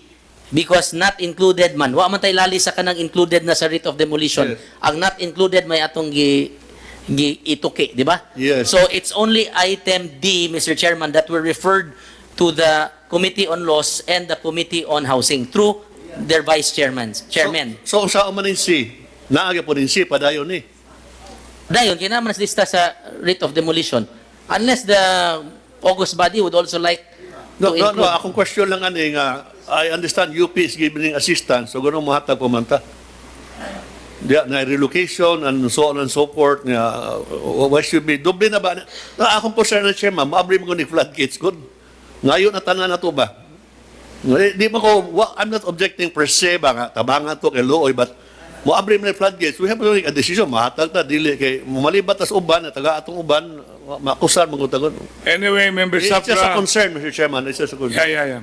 Anyway, it has already been referred, Mr. Chairman. And Yeah, at I the would like same to- time, I want to go back to that Carita because I remember, if we are going to be, we can retroact or whatsoever because they also at that time, they really was complaining that they are not getting, but they were also victims of certain actions. Mr. Chairman. Member Sapra. Mr. Chairman. Thank you, Mr. Chairman. I would like also to request the City Secretariat to provide us also with the copies of the minutes of the discussion of this particular item so that we will be guided accordingly in the review of the hearing and proposed resolution, Mr. Chairman. So, C and D na refer, ano eh? Okay. C and D na, okay. Next item, Member Mr. Chairman. Garcia. Mr. Yeah, Chairman. for item I, For a while, Member Dizon. I chaired the Committee on Housing for two Sanggunians, Mr. Chairman. As a matter of policy, in giving out financial assistance to affected informal settlers sa mga demolition, doon na gintay socio-economic profiling or survey buhaton sa DIWOP. When I examined the documents attached to the resolution of the good majority of our leader, ang gibasihan ra gyud nga listahan ang gisubmit sa presidente sa Sitio Abocado, Lahog People's Organization. Wala siya certification from the Division for the Welfare of the Urban Poor nga kung tinuod ba yun ning lista. So maybe as a way forward for the committee, the Vice Chair of the Committee on Housing, tanawon po ni ang lista nga gisumiter kung na-verified ba ni sa Division for the Welfare of the Urban Poor. okay, Mr. Chairman. I Mr. think Chairman, that's duly noted. before going to the last item, a resolution of Member Garcia, I would like also to bring to the attention of the body proposed resolution letter D. E na karon. E na karon. This is about drainage, Mr. Chairman. Perusing the attachment, Mr. Chairman. Wa diri ma-appeal ang Santa Teresita, Mr. Chairman. Tingay tinuod gyud tingay dinhi ako padaghan. Walang gyapon? Wa. Katong imuhang kalagutan. Yes, Mr. Chairman. Hindi na kamudagan kung dili ni siya Yes. Oh, mo Ay na. pato ka ron yoy. Mr. Chairman, before Member Safra would speak, I'd like to say something about this. This one, Mr. Chairman, they are following the DPWH drainage plan, no? And ang ilang gi-focus ani ang mga major nga mga drainage areas, dili mga tertiary. Ang kanang Villa Teresita is tertiary. But anyway, Mr. Chairman, because Member Safra is a very good friend of mine, I already talked to the Department of Engineering for them to make a POE because anyway, this was during your administration, Of course. 1.5 billion. Of course. Ang kanisya is 1.3. And you are not just my friend. You are a This one is member of the 1.3 party. billion. So naapay 200 million, Mr. Chairman, nga pwede pa ma-charge ang sa Villa Teresita, which they are working on it already now. For a while. Mr. Chairman. Kahit lang kay, delete mo highlight na ni. Aning, mag-istorya sa kumundo ha para. Pero kung tanong, mawagtangan niya ko kandidato.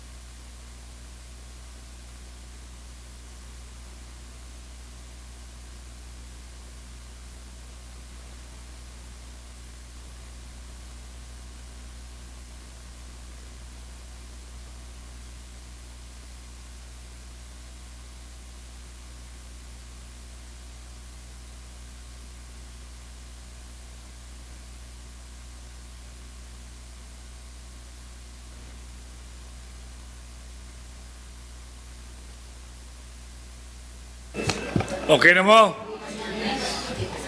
Member Sapra, so you will not be, you're still a part of the party? Mr. Chairman, I am. I still am a part. But we already have agreed to include the hearing item to one of the citizens' hour that was scheduled with DPWH so that we could exhaustively discuss this problem, the drainage. And para sa makumbinser ko, Mr. Chairman. What is going to be the outcome? What do we wish to be the output of that citizens' hour? Well, number Will one, will it bring the inclusion of TISA? that's my intention really, Mr. Of Chairman. course, that will also be my joining your intention. Okay? Chairman. Go ahead, Member. Mr. Chairman. Member Hapson, ladies. Thank you, Mr. Chairman. Discussion on item B, Mr. Chairman, regarding the JOs of HIS of CCMC. There are 60 JOs, Mr. Chairman. When I peruse the attachment, Mr. Chairman, there is no manpower request, Mr. Chairman, and the scope of work, Mr. Chairman, because this is JOs, Mr. Chairman.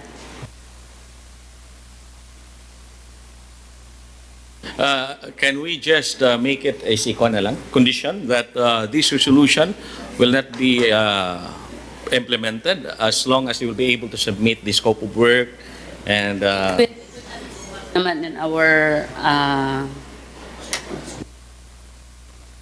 I think, Mr. Chairman, if this will not be processed, Mr. Chairman, if there is no manpower request and all of the things that Member Hapson is stating. What we are just doing here is charging the particular account for job orders, and this is prospective. Wa pa ni sila makasugod, Mr. Chairman. So good pa ni sila sa uno. So I think What item? item B, Mr. Chairman. B, job order, Mr. Chairman. 16B. Mr. Chairman, Go ahead. Mo ba siya katong yapon itong storyado na? Yes, pero sayop man to, Mr. Chairman, kay we thought human na kani dili magsugod pa ni sila og hire, wa pa ni ka hire, nananghid pa ni nato for the charging of the amount.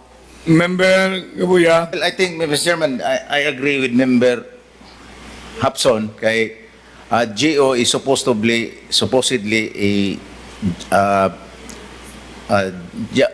what do you call it? A work-based hiring, project-based, Mr. Chairman. So it is very important to show what project they are going to be hired.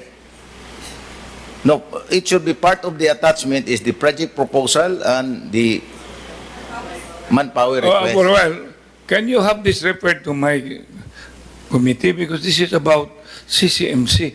To mind you, I just had a meeting today, okay? Excuse me, and I used the word embedded, and I called up City Administrator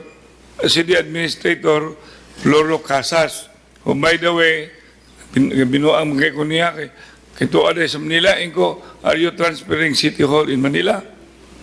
I was just joking, but he is with the mayor.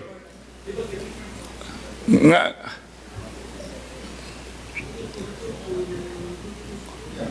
So, anyway,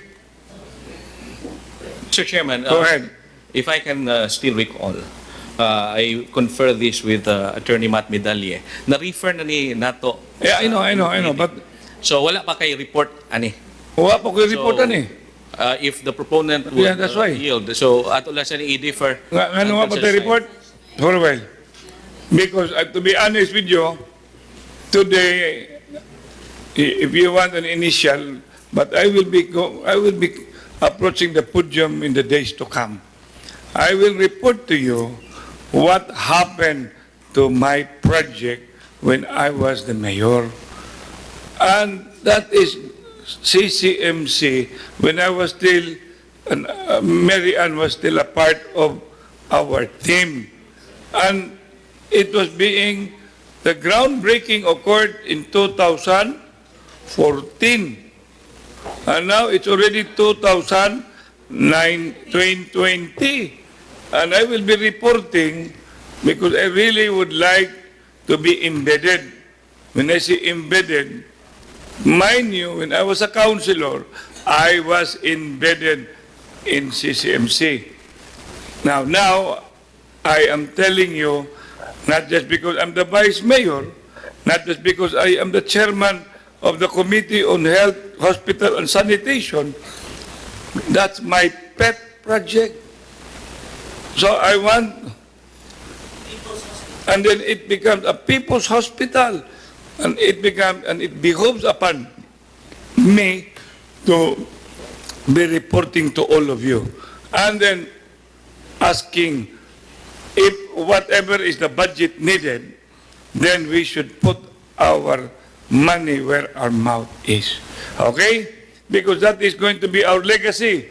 Mr. Chairman, so I will refer this to the Committee on Hospital Services. This one, Mr. Chairman, the one that was referred last time, if I'm not mistaken, that was the old one nga from last year pa to nga July to December nga sayop. So this is the new one which will be referred to the Committee on Hospital Services. I don't think katong karaan i-report na to, Mr. Chairman, kanina lang bago. Basta I'm just letting you know, I would like to be embedded. Taken, Mr. Chairman. Mr. Chairman, for item I, refer this to the Committee on Laws to the Vice Chairman. So move, Mr. Chairman. Mr. Chairman. Very next, Member Archibald. So on item E, Mr. Chairman, and the amount is the Item, drainage. Actually, this is 1.3 billion, and this is a very asan eh? item E.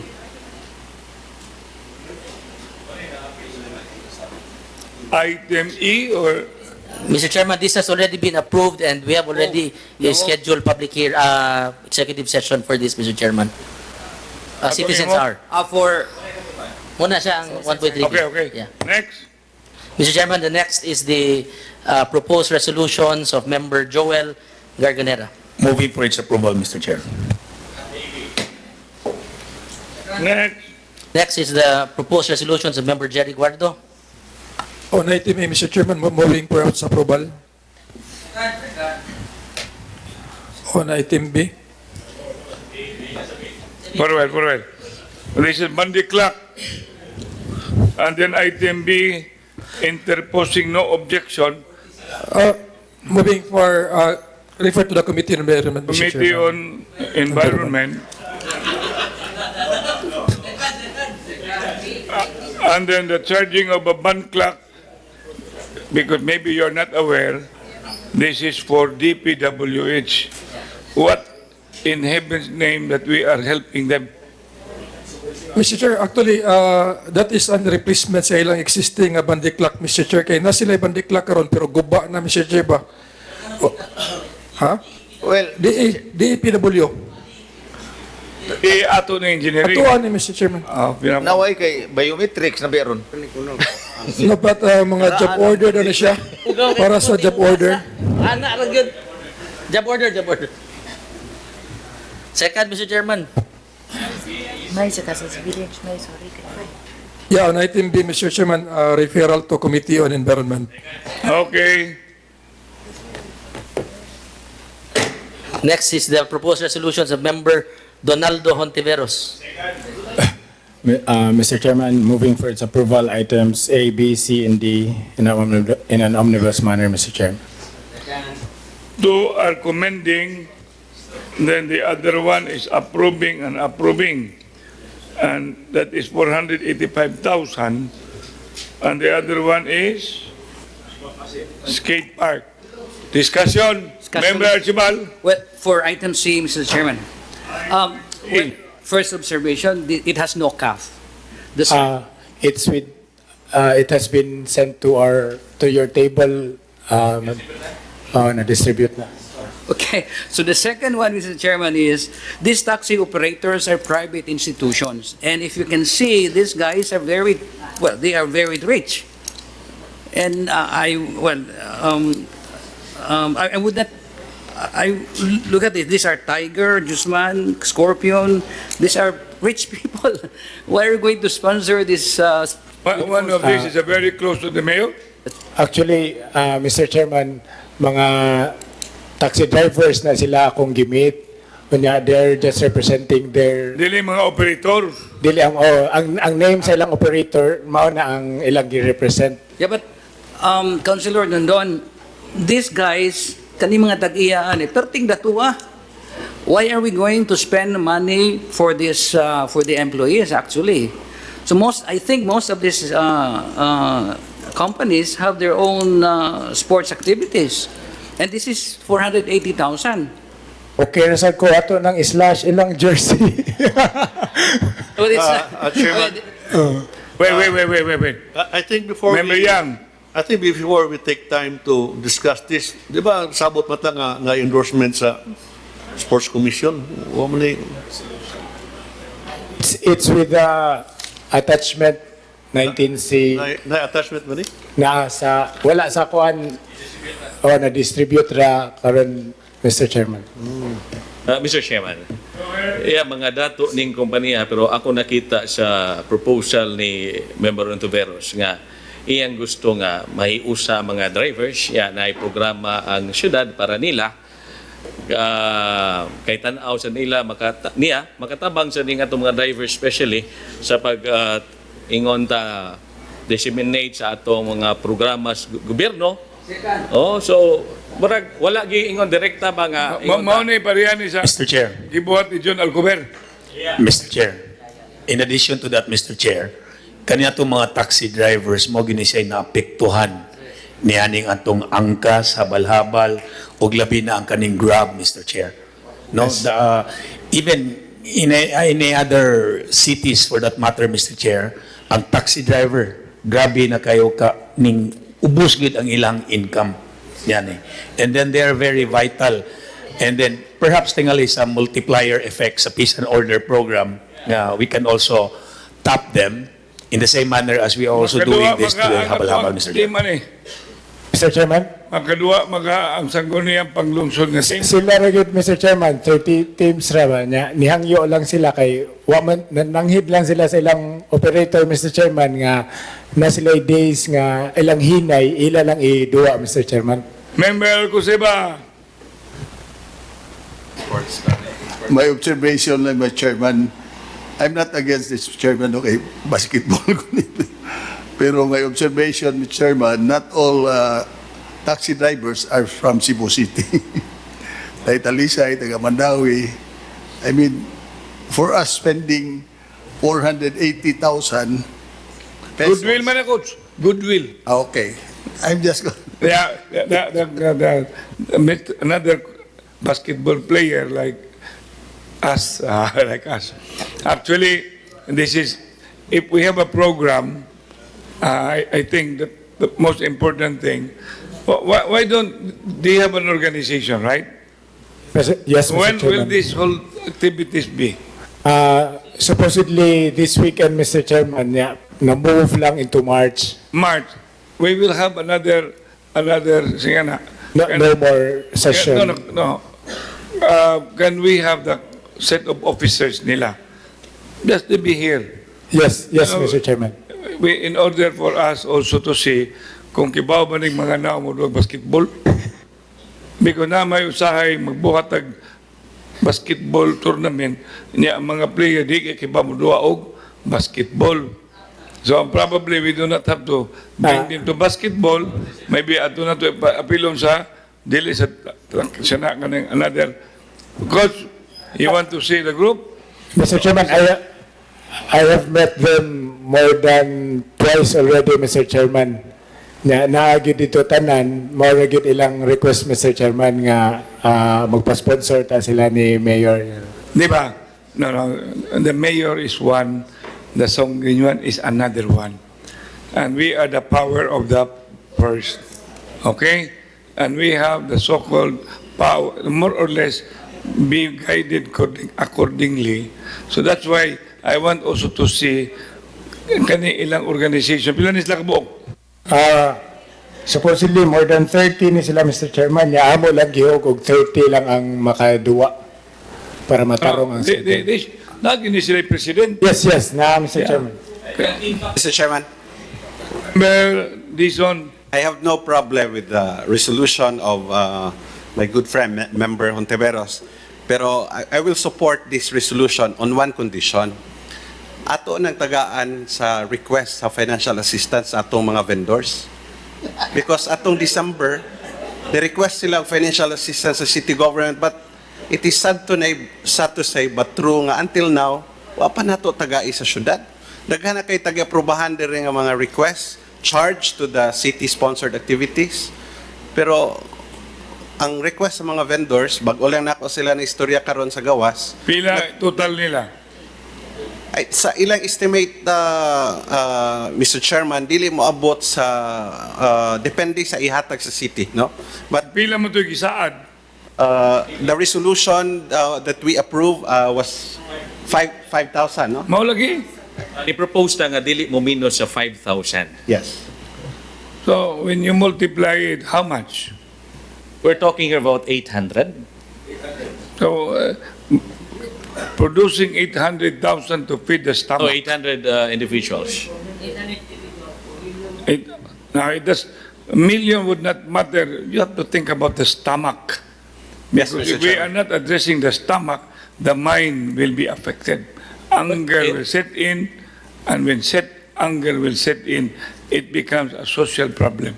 Members of... Yeah, in that regard, Mr. Chairman, we may invite na lang siguro the heads market division o sa atong DSWS if unsay policy direction sa executive department relative to our request for this vendor. Because Senator Bongo, which I've been in constant contact, already had brought money down from DSWD to DSWD region. And they were already, and that was from 3,000, then we made some intervention, it had reached to 5,000. But mind you, that's why I went to the office of the president. I was invited, and to bring to the president, the road clearing is laudable undertaking, but displacing vendors and bringing to a place where from a certain amount and now they will only be earning less amount is definitely going to hit their family. And that's what I was bringing, and I will be seeing Secretary Ona. So I already have an appointment. But Member Dizon, I thought all the time this matter about commitment or what we have approved, that should already be in the form of money so that we will be able to address our displays or not much into where they are vendors. So, Member Dizon, furthermore, no more. Member Archibald? Well, again, I believe this is not a good idea. What will prevent other organizations like Kasambahay asking us for a sports? How about the Kutseros? How about the GROs? I mean, these are... Kasi mga ang to? Ang katapusan? Ang ako, Mr. Chairman ba? These are people, these are group of people nga naiilang kaugalingon pangita. So kung ato ni silang tagaan, ganun di may nato sila tagaan tanan. So we're always giving money. I mean, I don't know. I don't know pila nakakabuok sponsored activities nako. Sinulog, float, sayaw-sayaw, we gave 1 million. And we have a lot of things to spend more for other purposes nga para sa mga kayuhan sa taga Cebu. This is just my idea nga nung ato man ihatag ang kwarta nga Pensive looking, viewing Member Safra, you now come in and guide the council. Mr. Chairman, Member Archibald also has a valid point. In the same manner as Member Ontiveros, because as chairman of the Committee on Sports, he viewed it as part of the camaraderie approach by the government towards that particular sector. As correctly pointed out also by Member Garganera, that these sector are the ones who are always on the streets, especially on the wee hours of the day. So this is our way of reaching out to them. And but yes, we could not also, discount the possibility of the concern raised by Member Archival. But at the end of the day, I will always submit the matter to the sound discussion of the members of this council. So hopefully this will not take a precedent. I would suggest that we will we'll scrutinize all the proposals, just what we have done today.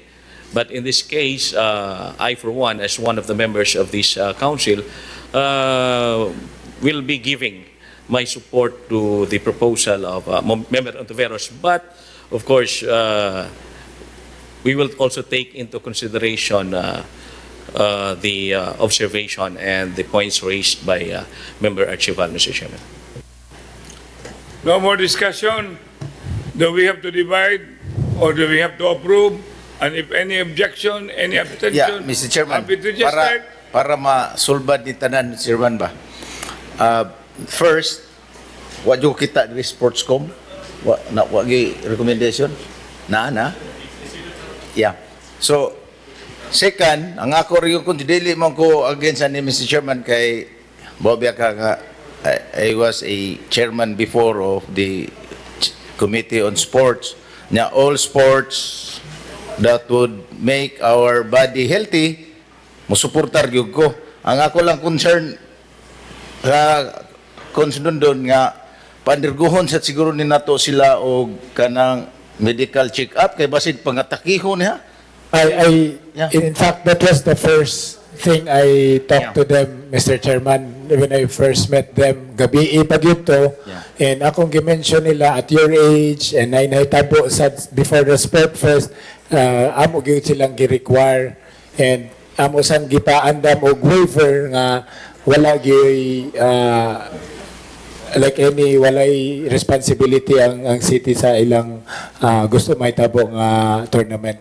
Kung Basta pinaka-importante, kung kuan gani doon kuan ba kanang waiver ba? Waiver gyud.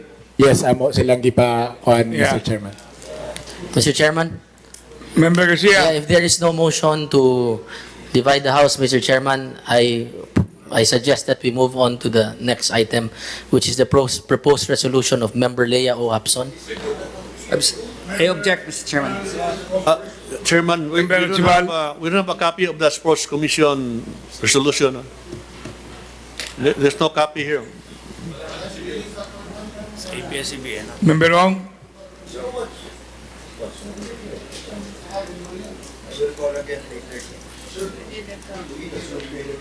Pinata? Mr. Chairman? Member Ong? Yes? We will now proceed. Yes, we proceed, Mr. Chairman. If there's motion to Just put divide all the House. observation. Yeah. Next. Proposed resolution of Member Leia O. Hapson. For a while, Mr. Chairman. As to the concern raised by na-carry na to, Member Dizon a while ago, to hold for an executive session inviting the DSWS, the Vendors Association, the City Administrator, and the Market Administrator to an executive session relative to our proposed resolution asking the city government to provide financial assistance to all the displaced vendors. And especially concerning the status of the same. Karen. Next, Mr. Chairman, is the proposed resolutions of Member Leia Hapson. Moving for the approval, item 20A and B, Mr. Chairman. Karen. Next is the proposed ordinance of Member Prisca Nina O. Mabatid. Mr. Chairman, I move to defer this because the proponent is not around. So move, Mr. Chairman. Karen. Number Next. 22 is a proposed resolution of Member Renato Z. Osmeña Jr.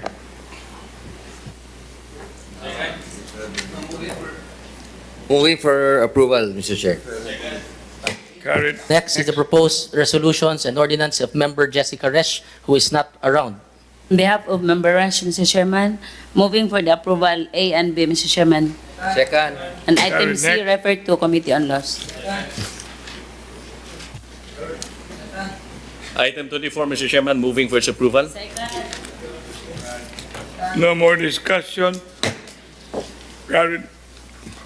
25, Mr. Chairman, second reading of the proposed ordinance of Member Alvin M. Dizon, Leia Hapson, and Eduardo Rama. Mr. Chairman, I would like to move for the final reading in the next session, Mr. Chairman, of this proposed measure. Second. Carried. Next. Item 26 is the final deliberation and third reading of the proposed ordinance of Member Alvin M. Move to Dizon. defer, Mr. Chairman, in 2 weeks' time. Carried. Deferment. Number 27 is the final deliberation and third reading of the proposed ordinance of Member Raymond Alvin N. Garcia. No more discussion. Carried. So move, Mr. Chairman. Then 26. Number 28, Mr. Chairman, final deliberation and third reading of the proposed We have ordinance of discussed it Member... already. We have and discussed should this not already, be Mr. Chairman. discussing it now. What is the right motion? Propose to include the herein proposed ordinance to final reading in the next regular session. For a while, I think we should not be, whoever is the in charge will be the one to bring it to be a part. This forms... No. We have considered this actually non-existing. I think this is to be withdrawn, Mr. Chairman. Yeah, and then we just have to know, the proponent is not here, but we can decide this is non-existing as part as of today, because we already have. Okay? Mr. Chairman, move first for reconsideration for number 27. I will agenda it. I'm sorry, Mr. Chairman, it has already been approved, but I'm moving for reconsideration that I will agenda this next meeting because there are some items that have to be ironed out, like instead of 75% of 1%, I will change it to 60% of 1%. Yes, Mr. Chairman. Molagi, ay reconsideration. Reconsideration. Reconsideration. No objection granted. And then another motion. Carried. Amendment. Mr. Chairman, I have here in behalf Osmeña of... and Garganera, you have that recited so that the rest will hear it out. Okay. Go. One to ready, go. Come doon. Oh, coming Do doon. it. The amendment on the... Si, basa. Ikaw na, sana. Joel. Whereas Cebu City will be celebrating its 83rd Charter Day to commemorate the conversion of then the municipality of Cebu into now Cebu City, heralded as the Queen City of the South. Whereas part of the celebration is the awarding of outstanding individuals and institutions during the Cebu City Charter Day celebration. Whereas the Cultural and Historical Affairs Commission passed resolution number 001, series of 2020, indicating the list of awardees after it has deliberated the nominations submitted to them. Whereas the following were recommended by the Cultural and Historical Affairs Commission, CHAC, to wit: A, for outstanding institution, missing Philemon. B, for outstanding individual, Mr. Crisologo Caparoso, Dr. Potenciano Yong Larzabal III. C, for posthumous award, Mr. June Ramon Aboitis, Mr. Julian Teban Daan, Mr. Hinaro L. Baisak Jr., Mr. John Gokongwi, and Mr. Henry C. Sr. Letter D, Order of Raja Humabon Award, Dr. Rizal Mujares. Now therefore, the Sangguniang Panlungsod of the City of Cebu has moved, yours truly and Renato Osmeña seconded. Resolved that is hereby to resolve to approve CHAC Resolution number 001, series 2020, containing the names of the Cebu City Charter Day awardees. In mass motion. In mass motion. Mass motion. Carried. Next. Mr. Chair, amendment lang, Mr. Chair. Amendment lang kamay, Mr. Chair. The spelling of missing Philemon, wrongly spelled. Instead of F-E-L-I, it is F-I-L-E. That's all, As Mr. Chair. corrected. Mr. Chairman. Mr. Chairman, another resolution. Next amendment. Yeah, Between life and death. Yes. As it's hereby Who's resolved going to die? exempt the DSWD from any Cebu City government fees relating to the DSWD motorcade for legal adoption on February 22, Mr. Chairman. Second. So move. Carried. Next. Mr. Chairman, resolved to congratulate Dr. Alice Tagaro Utlang for being awarded as Outstanding Veterinarian in the Government of the Philippines Veterinary Medical Association. No objection. Carried. Adjourn. Mr. Chairman. Go ahead. Mr. Chairman, amendment. I still have one, Mr. Chairman. Resolved to congratulate, together with member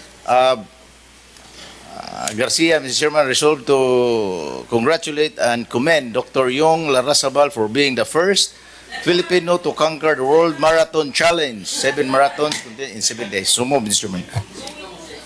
Actually, member,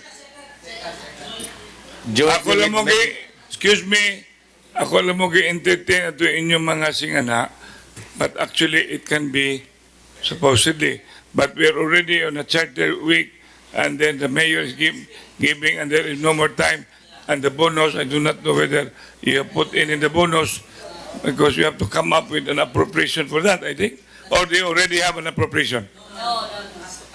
Precisely, that's why you're not,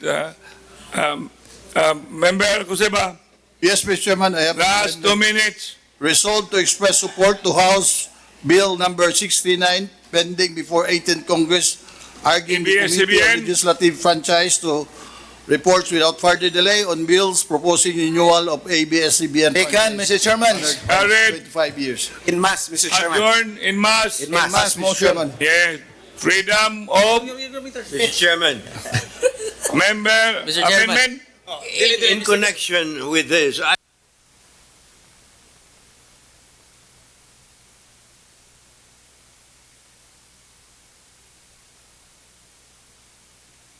and the Senate. So I don't think ABS-CBN. we should say anything about this because the House and the Senate are considering this. I will make a 1 minute recess. Because that's already been approved. You were not quick enough.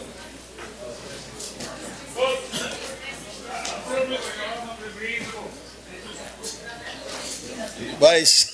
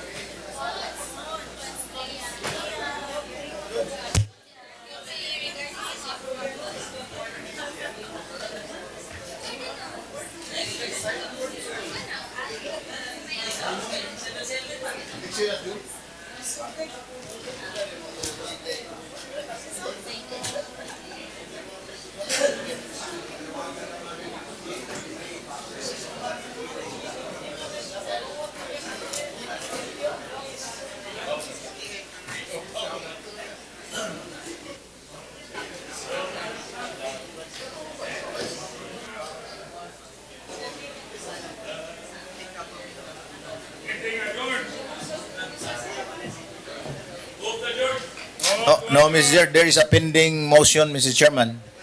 What? The motion of member I already approved. approve, okay. Motion to adjourn. Oh, adjourn na ta. Adjourn. Pardon. Yes.